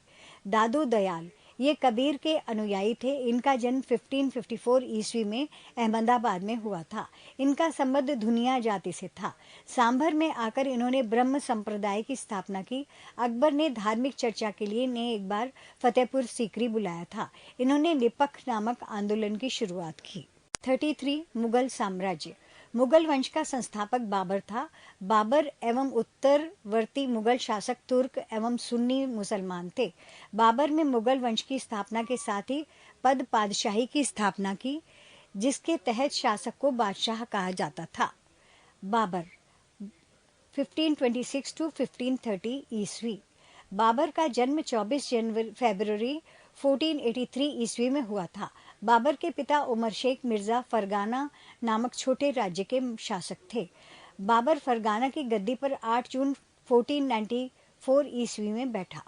बाबर ने 1507 ईस्वी में बादशाह की उपाधि धारण की, जिसे अब तक किसी तैमूर शासक ने धारण नहीं की थी। बाबर के 4 पुत्र थे, हुमायूं, कामरान, अस्करी तथा हिंदाल। बाबर ने भारत पर 5 बार आक्रमण किया। बाबर का भारत के विरुद्ध किया गया प्रथम अभियान 1519 ईस्वी में यूसुफ जाई जाति के विरुद्ध था। इस अभियान में बाबर ने बाजीर और भेरा को अपने अधिकार में कर लिया। बाबर को भारत पर आक्रमण करने का निमंत्रण पंजाब के शासक दौलत खां लोधी एवं मेवाड़ के शासक राणा सांगा ने दिया था। बाबर द्वारा लड़े गए प्रमुख युद्ध। 1. पानीपत का प्रथम युद्ध 21 अप्रैल 1526 ईस्वी को इब्राहिम लोदी एवं बाबर के बीच हुआ, जिसमें बाबर विजयी हुआ। 2. खानवा का युद्ध 17 मार्च 1527 ईस्वी को राणा सांगा एवं बाबर के बीच हुआ, जिसमें बाबर विजयी हुआ। 3. चंदेरी का युद्ध 29 जनवरी 1528 ईस्वी को मेदिनी राय एवं बाबर के बीच हुआ, जिसमें बाबर विजयी हुआ। 4. घाघरा का युद्ध 6 मई 1529 ईस्वी को अफगानों एवं बाबर के बीच हुआ, जिसमें बाबर विजयी हुआ। पानीपत के प्रथम युद्ध में बाबर ने पहली बार तुगलामा युद्ध नीति एवं तोपखाने का प्रयोग किया था। पेज 49। उस्ताद अली एवं मुस्तफा बाबर के 2 प्रसिद्ध निशानेबाज थे, जिसने पानीपत के प्रथम युद्ध में भाग लिया था। बाबर को अपनी उदारता के लिए कलंदर की उपाधि दी गई। खानवा युद्ध में विजय के बाद बाबर ने गाजी की उपाधि धारण की थी। करीब 48 वर्ष की आयु में 27 दिसंबर 1530 ईस्वी में आगरा में बाबर की मृत्यु हो गई। प्रारंभ में बाबर के शव को आगरा के आराम बाग में दफनाया गया, बाद में काबुल में उसके द्वारा चुने गए स्थान पर दफनाया गया। बाबर ने अपनी आत्मकथा बाबरनामा की रचना की, जिसका अनुवाद बाद में फारसी भाषा में अब्दुल रहीम खान खाना ने किया। बाबर को मुबैयान नामक पद्य शैली का भी जन्मदाता माना जाता है। बाबर प्रसिद्ध नक्शबंदी सूफी ख्वाजा उबैदुल्ला अहरार का अनुयायी था। बाबर का उत्तराधिकारी हुमायूं हुआ। हुमायूं ब्रैकेट में 1530 से 1556 ईस्वी। नसीरुद्दीन हुमायूं 29 दिसंबर 1530 ईस्वी को आगरा में 23 वर्ष की अवस्था में सिंहासन पर बैठा। दिल्ली की गद्दी पर बैठने से पहले हुमायूं बदख्शां का सूबेदार था। अपने पिता के निर्देश के अनुसार हुमायूं ने अपने राज्य का बंटवारा अपने भाइयों में कर दिया। इसने कामरान को काबुल और कंधार, मिर्जा अस्करी को संभल, मिर्जा हिंदाल को अलवर एवं मेवाड़ की जागीरें दी। अपने चचेरे भाई सुलेमान मिर्जा को हुमायूं ने बदख्शां प्रदेश दिया। 1533 ईस्वी में हुमायूं ने दीन पनाह नामक नए नगर की स्थापना की थी। चौसा का युद्ध 25 जून 1539 ईस्वी में शेर खां एवं हुमायूं के बीच हुआ। इस युद्ध में शेर खां विजयी रहा। इसी युद्ध के बाद शेर खां ने शेरशाह की पदवी ग्रहण कर ली थी। विलग्राम या कन्नौज युद्ध 17 मई 1540 ईस्वी में शेर खां एवं हुमायूं के बीच हुआ। इस युद्ध में भी हुमायूं पराजित हुआ। शेर खां ने आसानी से आगरा एवं दिल्ली पर कब्जा कर लिया। बिलग्राम युद्ध के बाद हुमायूं सिंध चला गया, जहां उसने 15 वर्षों तक घुमक्कड़ों जैसा निर्वासित जीवन व्यतीत किया। निर्वासन के समय हुमायूं ने हिंदाल के आध्यात्मिक गुरु फारसवासी शिया मीर बाबा दोस्त उर्फ मीर अली अकबर जामी की पुत्री हमीदा बानू बेगम से 29 अगस्त 1441 ईस्वी को निकाह कर लिया। कालांतर में हमीदा से ही अकबर जैसे महान सम्राट का जन्म हुआ। 1955 ईस्वी में हुमायूं ने पंजाब के शूरी शासक सिकंदर को पराजित कर पुनः दिल्ली की गद्दी पर बैठा। हुमायूं द्वारा लड़े गए 4 प्रमुख युद्धों का क्रम है: देवरा ब्रैकेट में 1531 ईस्वी, चौसा 1539, बिलग्राम 1540 एवं सरहिंद का युद्ध 1555 ईस्वी। 1 जनवरी 1556 ईस्वी को दीन पनाह भवन में स्थित पुस्तकालय की सीढ़ियों से गिरने के कारण हुमायूं की मृत्यु हो गई। हुमायूंनामा की रचना गुल बदन बेगम ने की थी। हुमायूं ज्योतिष में विश्वास करता था, इसलिए इसने सप्ताह के 7 दिन 7 रंग के कपड़े पहनने के नियम बनाए। पेज 50। शेर शाह ब्रैकेट में 1542-1545 ईस्वी। सूर्य साम्राज्य का संस्थापक अफगान वंशीय शेर शाह सूरी था। शेर शाह का जन्म 1472 ईस्वी में बजवाड़ा होशियारपुर में हुआ था। इनके बचपन का नाम फरीद खां था। यह सुर वंश से संबंधित था। इनके पिता हसन खां जौनपुर राज्य के अंतर्गत सासाराम के जमींदार थे। फरीद ने एक शेर को तलवार से एक ही वार में मार दिया था। उसकी इस बहादुरी से प्रसन्न होकर बिहार के अफगान शासक सुल्तान मोहम्मद बहार खां लोहानी ने उसे शेर खां की उपाधि प्रदान की। शेरशाह बिलग्राम युद्ध 1540 ईस्वी के बाद दिल्ली की गद्दी पर बैठा। शेरशाह की मृत्यु कालिंजर के किले को जीतने के क्रम में 22 मई 1545 ईस्वी को हो गई। मृत्यु के समय वह उक्का नाम का आग्नेय शास्त्र चला रहा था। कालिंजर का शासक कीरत सिंह था।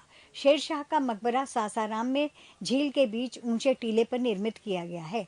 रोहतासगढ़ किलाए कोहना दिल्ली नामक मस्जिद का निर्माण शेरशाह के द्वारा किया गया था। शेरशाह का उत्तराधिकारी उसका पुत्र इस्लाम शाह था।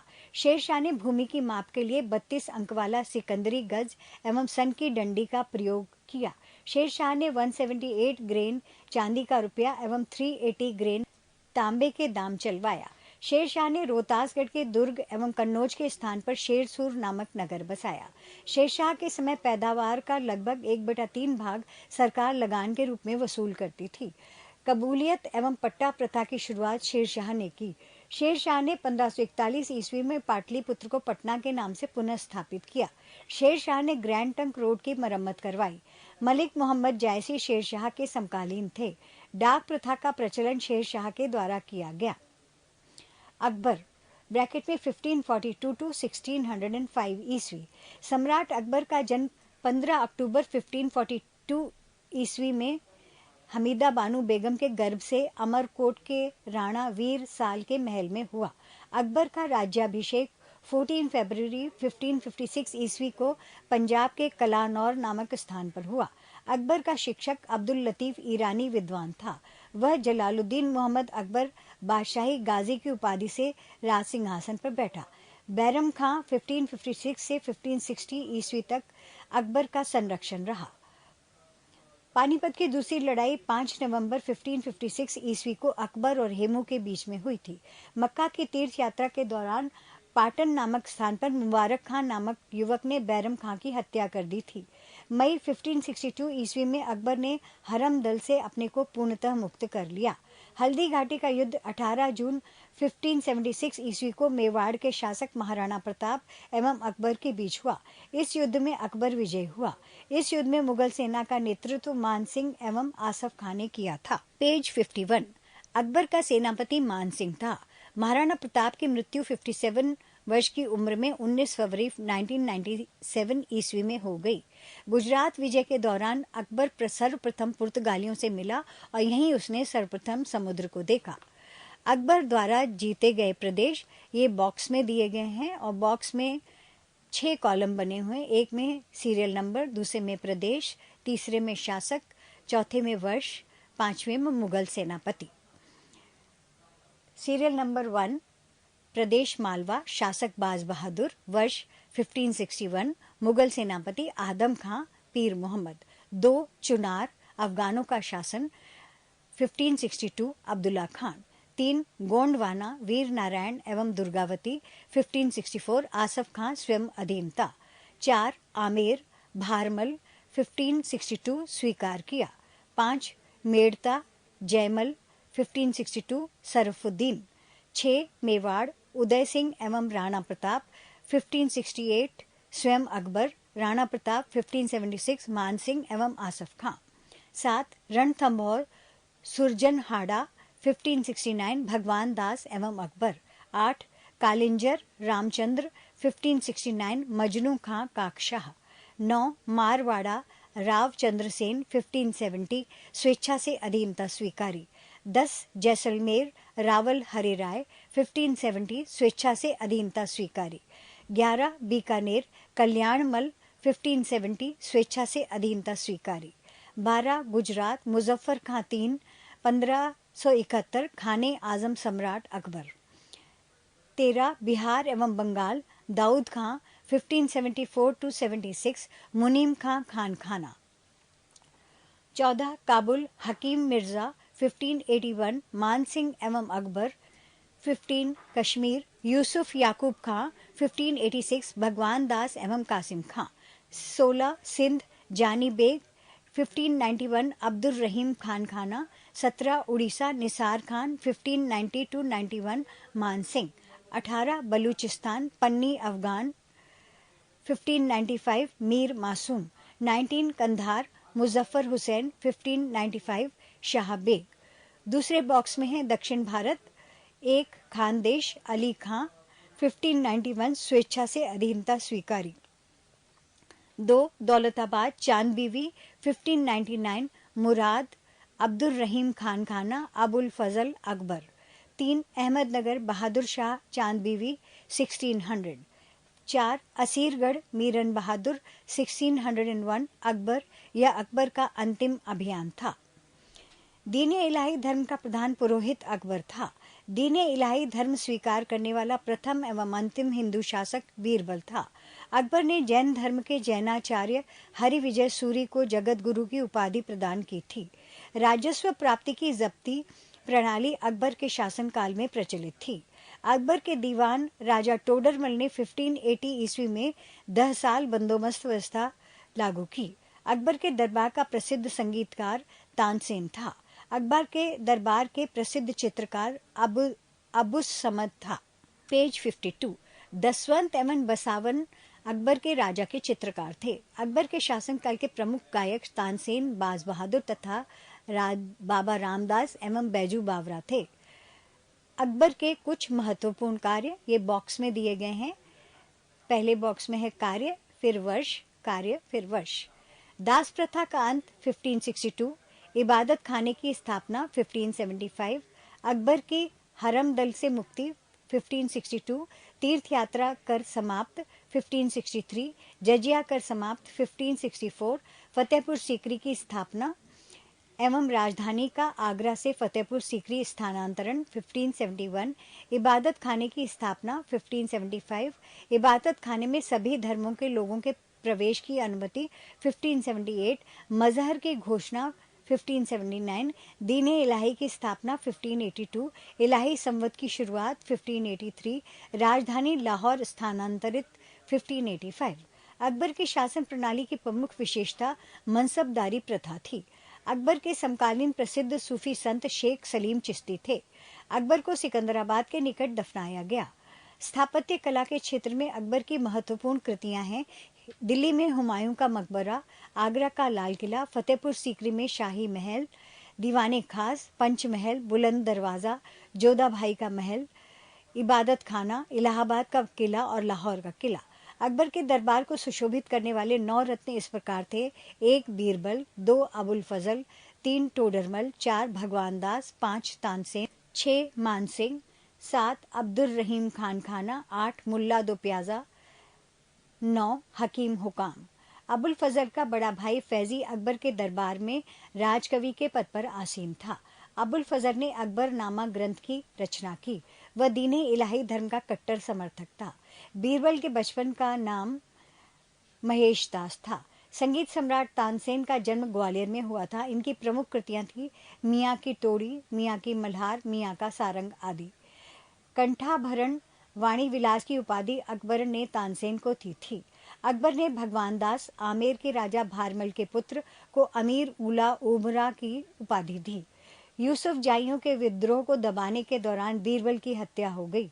1602 ईस्वी में सलीम जहांगीर के निर्देश पर दक्षिण से आगरा की ओर जा रहे अबुल फजल के रास्ते में वीर बिन सिंह बुंदेला नामक सरदार ने हत्या कर दी।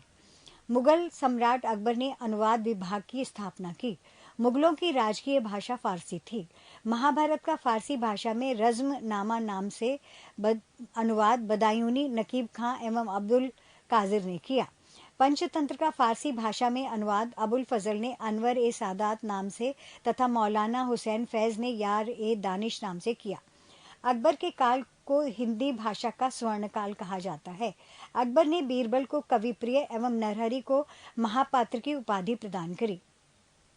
बुलंद दरवाजा का निर्माण अकबर ने गुजरात विजय के उपलक्ष्य में करवाया था। अकबर ने शीरी कलम की उपाधि अबुस समद को एवं जड़ी कलम की उपाधि मोहम्मद हुसैन कश्मीरी को दिया। पेज 53। जहांगीर ब्रैकेट में 1605 टू 1627 ईस्वी अकबर का उत्तराधिकारी सलीम हुआ, जो नवंबर 1605 ईस्वी को नूरुद्दीन मोहम्मद जहांगीर बादशाही गाजी की उपाधि धारण कर गद्दी पर बैठा। जहांगीर का जन्म 30 अगस्त 1569 ईस्वी में हुआ था।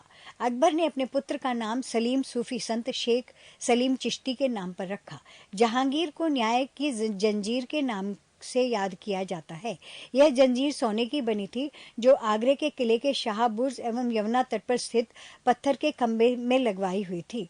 जहांगीर द्वारा शुरू की गई तुझुके ए जहांगीरी नामक आत्मकथा को पूरा करने का श्रेय मौत बिंद खां को है। जहांगीर का सबसे बड़े पुत्र खुसरो ने 1606 ईस्वी में अपने पिता के विरुद्ध विद्रोह कर दिया। खुसरो और जहांगीर की सेना के बीच युद्ध जालंधर के निकट भैरावल नामक मैदान में हुआ। खुसरो को पकड़कर कैद में डाल दिया गया। खुसरो की सहायता देने के कारण जहांगीर ने सिखों के 5वें गुरु अर्जुन देव को फांसी दिलवा दी। खुसरो गुरु से गोइंदवाल में मिला था।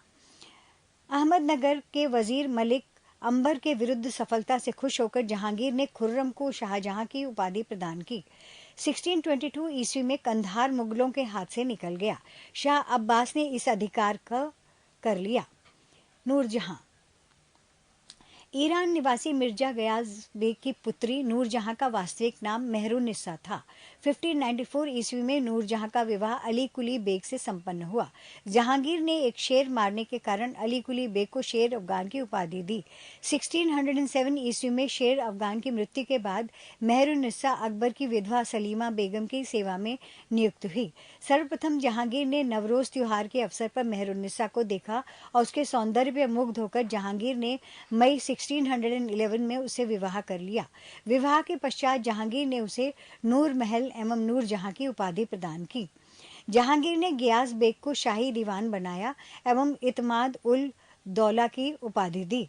लाडली बेगम शेर अफगन एवं मेहरुन्निसा की पुत्री थी, जिसकी शादी जहांगीर के पुत्र शहरयार के साथ हुई थी। नूरजहां की मां असमत बेगम ने गुलाब से इत्र निकालने की विधि खोजी थी। महावत खां ने झेलम नदी के तट पर 1626 ईस्वी में जहांगीर, नूरजहां एवं उसके भाई आसफ खां को बंदी बना लिया था। जहांगीर के 5 पुत्र थे: खुसरो, परवेज, खुर्रम, शहरयार, जहांदार। 7 नवंबर 1627 को भीमवार नामक स्थान पर जहांगीर की मृत्यु हो गई। उसे शाहदरा, लाहौर में रावी नदी के किनारे दफनाया गया। मुगल चित्रकला अपने चरमोत्कर्ष पर जहांगीर के शासनकाल में पहुंची। जहांगीर के दरबार के प्रमुख चित्रकार थे आगा रजा, अबुल हसन, मोहम्मद नासिर, मोहम्मद मुराद, उस्ताद मंसूर, विशन दास, मनोहर एवं गोवर्धन, फारूक बेग, दौलत।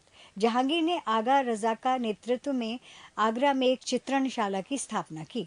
उस्ताद मंसूर एवं अबुल हसन को जहांगीर ने क्रमशः नादिर अल हुस एवं नादिरुज्जम्मा की उपाधि प्रदान की। पेज 54।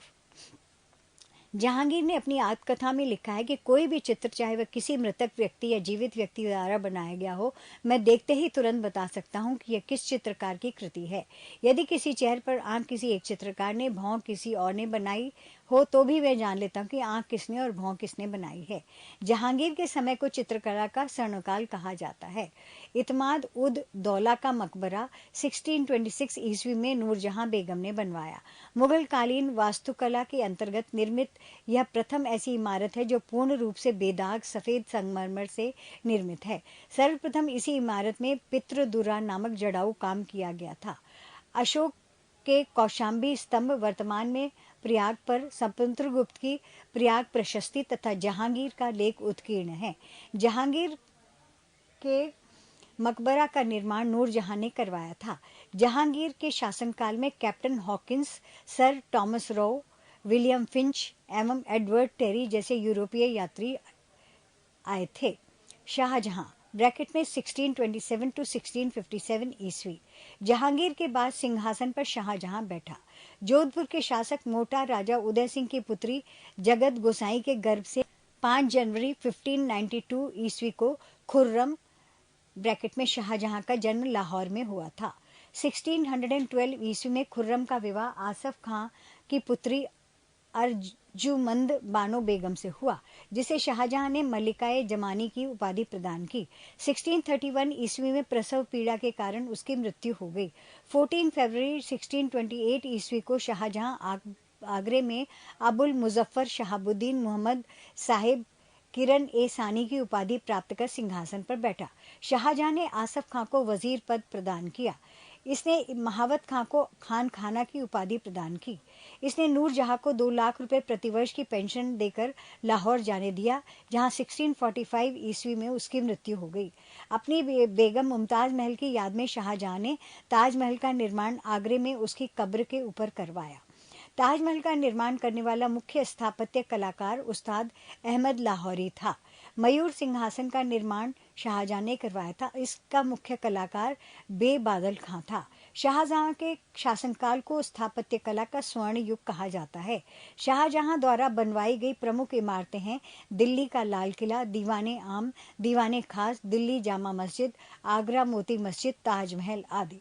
शाहजहां ने 1638 ईस्वी में अपनी राजधानी को आगरा से दिल्ली लाने के लिए यमुना नदी के दाहिने तट पर शाहजहानाबाद की नींव डाली।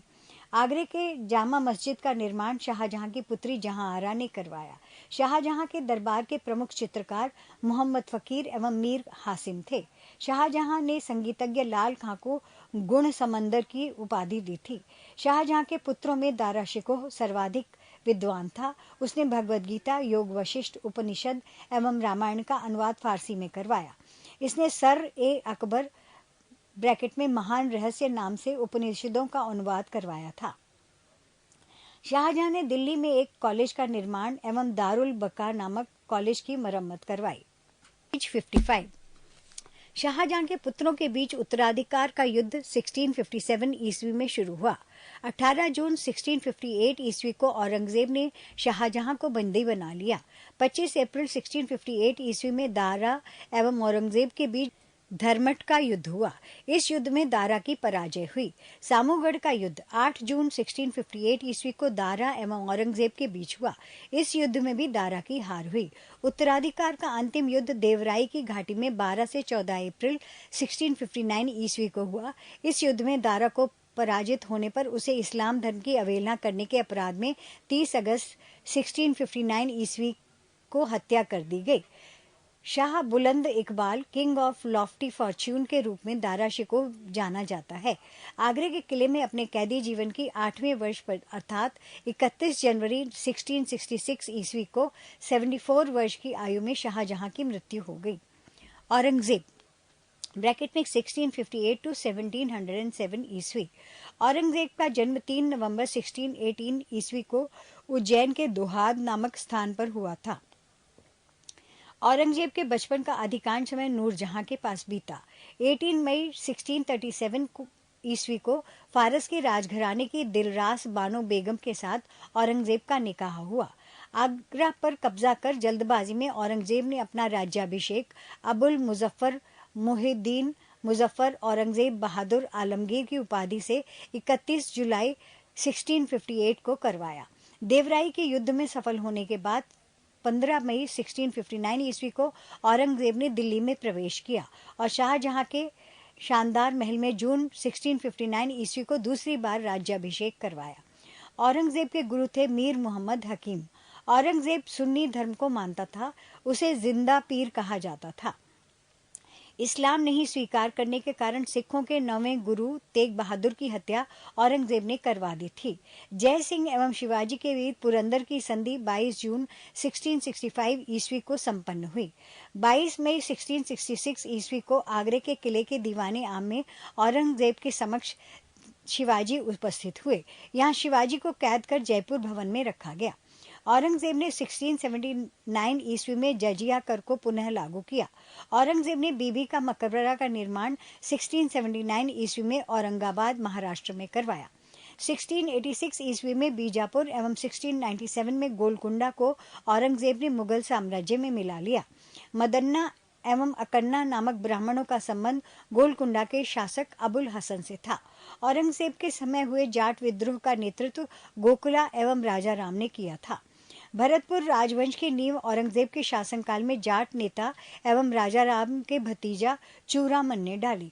औरंगजेब के समय में हिंदू मनसबदारों की संख्या लगभग 337 थी, जो अन्य मुगल सम्राटों की तुलना में अधिक थी। औरंगजेब का पुत्र अकबर ने दुर्गादास के बहकावे में आकर अपने पिता के खिलाफ विद्रोह किया। पेज 56।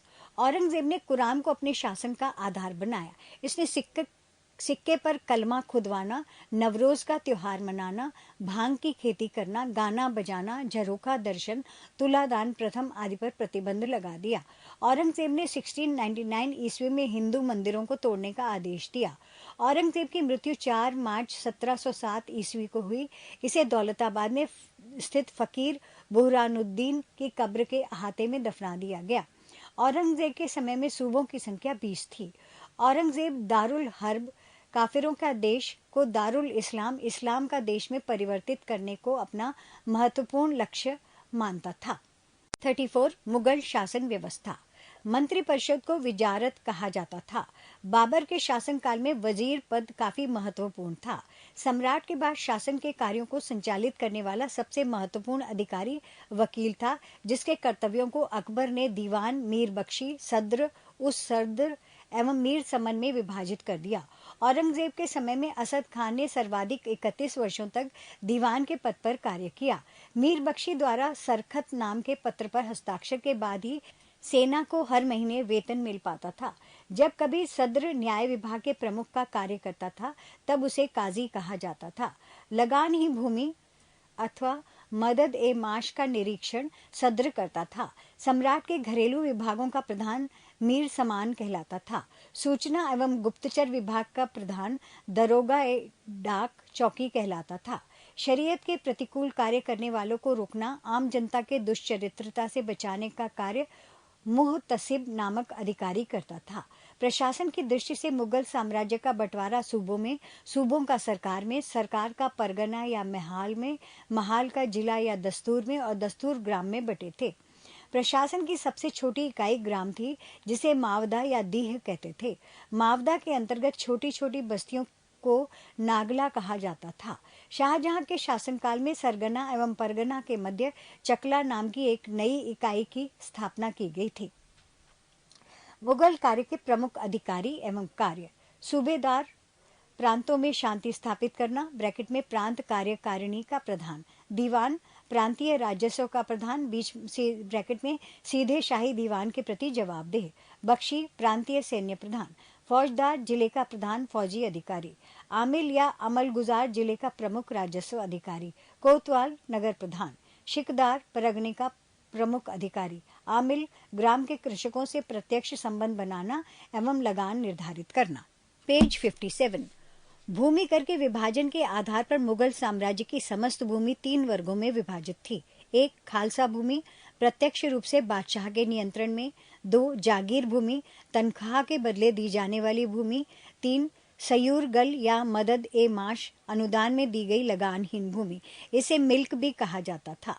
शेरशाह द्वारा भू राजस्व हेतु अपनाई जाने वाली पद्धति राई का उपयोग अकबर ने भी किया था। अकबर के द्वारा करोड़ी नामक अधिकारी की नियुक्ति 1573 ईस्वी में की गई थी। इसे अपने क्षेत्र से 1 करोड़ दाम वसूल करना होता था। 1580 ईस्वी में अकबर ने दहसाला नाम की नवीन कर प्रणाली प्रारंभ की। इस व्यवस्था को टोडरमल बंदोबस्त भी कहा जाता है। इस व्यवस्था के अंतर्गत भूमि को 4 भागों में विभाजित किया गया। 1. पोलज, इसमें नियमित रूप से खेती होती थी। 2. परती, इस भूमि पर 1 या 2 वर्ष के अंतराल पर खेती की जाती थी। 3. चाचर, इस पर 3 से 4 वर्ष के अंतराल पर खेती की जाती थी। 4. बंजर, यह खेती योग्य भूमि नहीं थी, इस पर लगान नहीं वसूला जाता था। 1570-71 ईस्वी में टोडरमल ने खालसा भूमि पर भू राजस्व की नवीन प्रणाली जब्ती आरंभ की। इसमें कर निर्धारण की 2 श्रेणी थी। एक तो तखशीस एवं दूसरे को तहसील कहते थे। औरंगजेब ने अपने शासनकाल में नस्क प्रणाली को अपनाया और भू राजस्व की राशि को उपज का आधा कर दिया। मुगल काल में कृषक 3 भागों में विभाजित थे। 1. खुद काश्त, ये किसान उसी गांव की भूमि पर खेती करते थे जहां के वे निवासी थे। 2. पाही काश्त, ये दूसरे गांव जाकर कृषि कार्य करते थे। 3. मुजारियन, खुद काश्त कृषकों से भूमि किराए पर लेकर कृषि कार्य करते थे। मुगल काल में रुपए की सर्वाधिक ढलाई औरंगजेब के समय में हुई। आना सिक्के का प्रचलन शाहजहां ने करवाया। जहांगीर ने अपने समय में सिक्कों पर अपनी आकृति बनवाई, साथ ही उस पर अपना एवं नूरजहां का नाम अंकित करवाया। सबसे बड़ा सिक्का शंसब सोना का था। स्वर्ण का सबसे प्रचलित सिक्का इलाही था। मुगल कालीन अर्थव्यवस्था का आधार चांदी का रुपया था। दैनिक लेन देन के लिए तांबे के दाम का प्रयोग होता था। 1 रुपया में 40 दाम होते थे। मुगल सेना 4 भागों में विभक्त थी। 1 पैदल सेना, 2 घुड़सवार सेना, 3 तोपखाना और 4 हाथी सेना। मुगल कालीन सैन्य व्यवस्था पूर्णतः मनसबदारी प्रथा पर आधारित थी। इसे अकबर ने आरंभ किया था। 10 से 500 तक मनसब प्राप्त करने वाले मनसबदार, 500 से 2500 तक मनसब प्राप्त करने वाले उमरा एवं 2500 से ऊपर तक मनसब प्राप्त करने वाले अमीर ए आजम कहलाते थे। जात से व्यक्ति के वेतन एवं प्रतिष्ठा का ज्ञान होता था। सवार पद से घुड़सवार दस्तों की संख्या का ज्ञान होता था। जहांगीर ने सवार पद में 2 अस्पा एवं सिंह अस्पा की व्यवस्था की। सर्वप्रथम यह पद महावत खान को दिया गया। पेज 35 मराठों का उत्कर्ष। मराठा साम्राज्य का संस्थापक शिवाजी थे। शिवाजी का जन्म 1627 ईस्वी में शिवनेर दुर्ग जुन्नार के समीप में हुआ था। शिवाजी के पिता का नाम शाहजी भोंसले एवं माता का नाम जीजाबाई था। शाहजी भोंसले की दूसरी पत्नी का नाम तुकाबाई मोहिते था। शिवाजी के गुरु कोंडदेव थे। आध्यात्मिक क्षेत्र में शिवाजी के आचरण पर गुरु रामदास का काफी प्रभाव था। शिवाजी का विवाह साई बाई निम्बालकर से 1640 ईस्वी में हुआ। शाहजी ने शिवाजी को पूना की जागीर प्रदान कर स्वयं बीजापुर रियासत में नौकरी कर ली। अपने सैन्य अभियान के अंतर्गत 1644 ईस्वी में शिवाजी ने सर्वप्रथम बीजापुर के तोरण नामक पहाड़ी किले पर अधिकार किया। 1656 ईस्वी में शिवाजी ने रायगढ़ को अपनी राजधानी बनाया। बीजापुर के सुल्तान ने अपने योग्य सेनापति अफजल खां को सितंबर 1665 ईस्वी में शिवाजी को पराजित करने के लिए भेजा। शिवाजी ने अफजल खां की हत्या कर दी। शिवाजी ने सूरत को 1664 ईस्वी एवं 1679 ईस्वी में लूटा। पुरंदर की संधि 1665 ईस्वी में महाराजा जयसिंह एवं शिवाजी के मध्य संपन्न हुई। 1672 ईस्वी में शिवाजी ने पन्हाला दुर्ग को बीजापुर से छीना। 16 जून 1674 ईस्वी को शिवाजी ने रायगढ़ में वाराणसी ब्रैकेट में काशी के प्रसिद्ध विद्वान श्री गंगा भट्ट द्वारा अपना राज्याभिषेक करवाया। मूल रूप से गंगा भट्ट महाराष्ट्र का एक सम्मानित ब्राह्मण था जो लंबे समय से वाराणसी में रह रहा था। शिवाजी को औरंगजेब ने 16 मई 1666 ईस्वी में जयपुर भवन में कैद कर लिया, जहां से वे 16 अगस्त 1666 ईस्वी में भाग निकले। मात्र 53 की आयु में 14 अप्रैल 1680 ईस्वी को शिवाजी की मृत्यु हो गई। शिवाजी के मंत्रिमंडल को अष्टप्रधान कहा जाता था। अष्टप्रधान में पेशवा का पद सर्वाधिक महत्वपूर्ण एवं सम्मान का होता था। अष्टप्रधान में निम्न पद थे: 1 पेशवा ब्रैकेट में प्रधानमंत्री, राज्य का प्रशासन एवं अर्थव्यवस्था की देखरेख। 2 सरी नौबत ब्रैकेट में सेनापति, सैन्य प्रधान। 3 अमात्य, राजस्व मंत्री, आय व्यय का लेखा जोखा। 4 वाकया नवीस, सूचना, गुप्तचर एवं संधि विग्रह के विभागों का अध्यक्ष। 5 चिटनिस, राजकीय पत्रों को पढ़कर उसकी भाषा शैली को देखना। 6 सुमंत, विदेश मंत्री। 7 पंडित राव, धार्मिक कार्यों के लिए तिथि का निर्धारण। 8 न्यायाधीश, न्याय विभाग का प्रधान। शिवाजी ने दरबार में मराठी को भाषा के रूप में प्रयोग किया। शिवाजी ने किले की सुरक्षा के लिए निम्न अधिकारी नियुक्त किए: 1 हवलदार, किले की आंतरिक व्यवस्था की देखरेख। 2 सरे नौबत, किले की सेना का नेतृत्व। 3 सवनिस, किले की अर्थव्यवस्था, पत्र व्यवहार एवं भंडार की देखरेख। शिवाजी की सेना 3 महत्वपूर्ण भागों में विभक्त थी: 1 पागा सेना, नियमित घुड़सवार सैनिक। 2 सिलहदार, अस्थायी घुड़सवार सैनिक। 3 पैदल सेना। पेज 59। शिवाजी की कर व्यवस्था मलिक अंबर की कर व्यवस्था पर आधारित थी। शिवाजी ने रस्सी द्वारा माप की व्यवस्था के स्थान पर काठी एवं मानक छड़ी के प्रयोग को आरंभ किया। शिवाजी के समय कुल उपज का 33% भाग राजस्व के रूप में वसूला जाता था, जो बढ़कर 40% हो गया था। चौथ एवं सरदेशमुखी नामक कर शिवाजी के द्वारा लगाया गया था। चौथ किसी एक क्षेत्र को बर्बाद न करने के बदले दी जाने वाली रकम को कहा गया है। सरदेशमुखी इसके हक का दावा करके शिवाजी स्वयं को सर्वश्रेष्ठ देशमुख प्रस्तुत करना चाहते थे। शिवाजी के उत्तराधिकारी। शिवाजी का उत्तराधिकारी संभाजी था।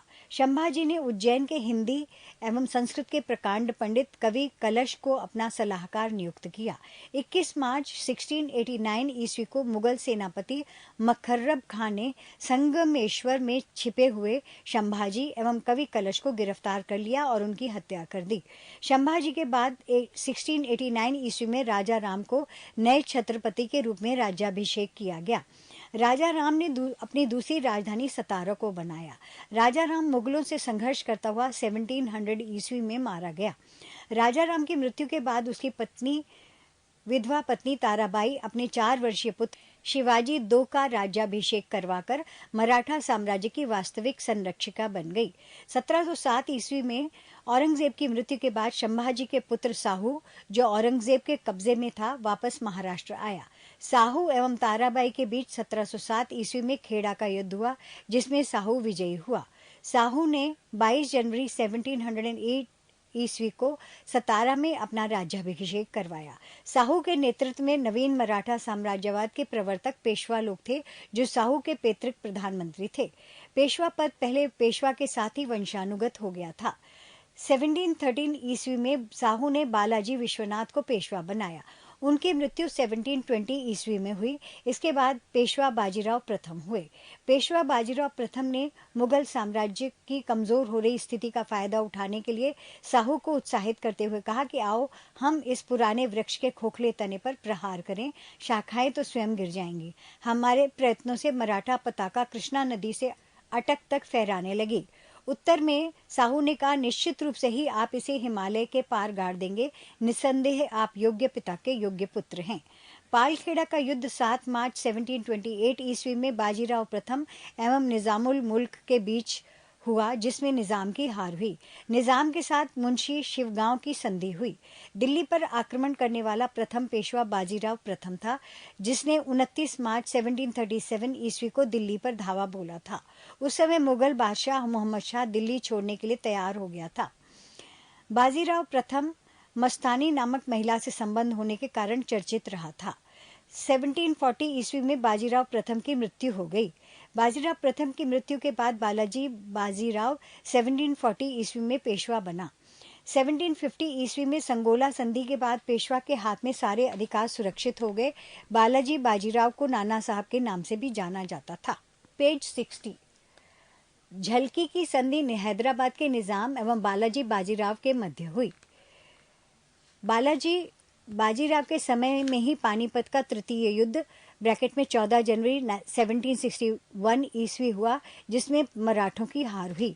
इस हार को नहीं सह पाने के कारण बालाजी की मृत्यु 1761 ईस्वी में हो गई। माधवराव नारायण प्रथम 1761 ईस्वी में पेशवा बना।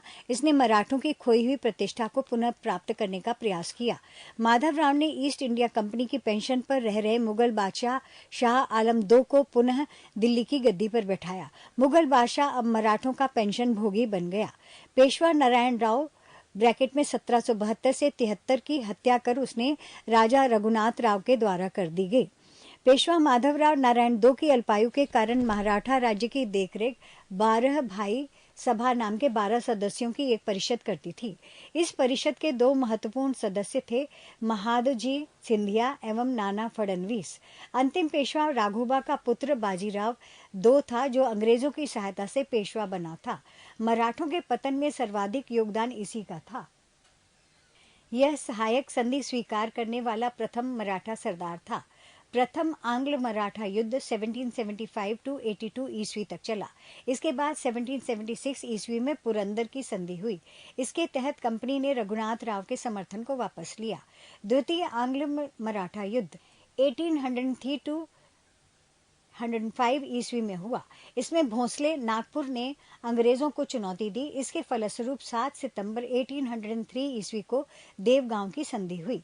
तृतीय आंग्ल मराठा युद्ध 1816 to 18 में हुआ। इस युद्ध के बाद मराठा शक्ति और पेशवा के वंशानुगत पद को समाप्त कर दिया गया।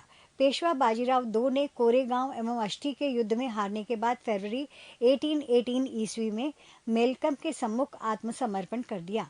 अंग्रेजों ने पेशवा के पद को समाप्त कर बाजीराव II को कानपुर के निकट बिठूर में पेंशन पर जीने के लिए भेज दिया, जहां 1853 ईस्वी में इसकी मृत्यु हो गई। अंग्रेज मराठा संघर्ष के अंतर्गत होने वाली प्रमुख संधियां सूरत की संधि वर्ष 1775, पुरंदर की संधि 1776, बड़गांव की संधि 1779, सालाबाई की संधि 1782, बसीन की संधि 1802, देवगांव की संधि 1803, सुरजी अर्जुन गांव की संधि 1803, राजापुर गांव घाट की संधि 1804, नागपुर की संधि 1816, ग्वालियर की संधि 1817, पूना की संधि 1817, मंदसौर की संधि 1818। 36 उत्तरकालीन मुगल सम्राट। उत्तराधिकार युद्ध में गुरु गोविंद सिंह ने बहादुर शाह का साथ दिया था। बहादुर शाह का पूर्व नाम मुअज्जम था। बहादुर शाह को शाह वे खबर के उपनाम से पुकारा जाता था। जहांदार शाह अपने शासन में लाल कुमारी नाम की वेश्या को हस्तक्षेप करने का आदेश दे रखा था। मुगल कालीन इतिहास में सैयद बंधु हुसैन अली खां एवं अब्दुल खां को शासक निर्माता के रूप में जाना जाता है। पेज 61। जहांदार शाह को लंपट मूर्ख भी कहा जाता था। फरखुर सियर को मुगल वंश का घृणित कायर कहा गया है। सुंदर युवतियों के प्रति अत्यधिक रुझान के कारण मोहम्मद शाह को रंगीला बादशाह कहा जाता था। तुर्रानी सैनिक हैदर बेग ने 9 अक्टूबर 1720 ईस्वी को सैयद बंधु हुसैन अली खां की हत्या कर दी। ईरान फारस सम्राट नादिर शाह ने 1739 ईस्वी में दिल्ली पर आक्रमण किया। उस समय दिल्ली का शासक मोहम्मद शाह था। नादिर शाह को ईरान का नेपोलियन कहा गया है। नादिर शाह लगभग 70 करोड़ रुपए की धनराशि और शाहजहां का बनवाया हुआ तख्ते ताउस, पीकॉक थ्रोन तथा कोहिनूर हीरा लेकर फारस वापस लौटा।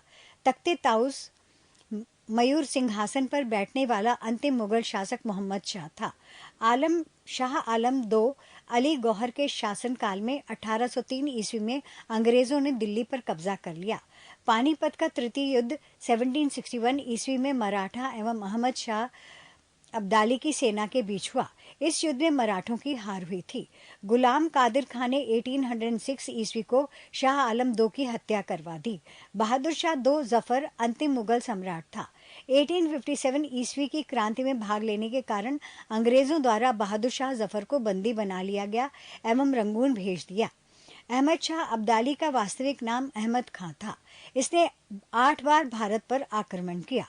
बॉक्स में है उत्तरकालीन मुगल सम्राट। बहादुर शाह 1707 से 1712 ईस्वी, जहांदार शाह 1712 to 1713 ईस्वी, फरुख सियर 1713 to 1719 ईस्वी, मोहम्मद शाह 1719 to 1748 ईस्वी, अहमद शाह 1748 to 1754 ईस्वी, आलमगीर II 1754 to 1759 ईस्वी, शाह आलम II 1759 to 1806 ईस्वी, अकबर II 1806 to 1837 ईस्वी, बहादुर शाह जफर 1837 to 1857 ईस्वी। दूसरे बॉक्स में है मुगलों से स्वतंत्र होने वाले राज्य एवं संस्थापक। अवध सआदत खां, 2 हैदराबाद, चिन किलिच खां या निजामुल उल मुल्क आसफ जाह, 3 रुहेलखंड, वीर दाऊद एवं अली मोहम्मद खां, 4 बंगाल, मुर्शिद कुली खां, 5 कर्नाटक, सादतुल्ला खां, 6 भरतपुर, चूरामन एवं बदन सिंह। नोट: मुगल सम्राट मोहम्मद शाह ने सआदत खां को बुरहान उल मुल्क की उपाधि दी। सआदत खां का असली नाम मीर मोहम्मद अमीन था।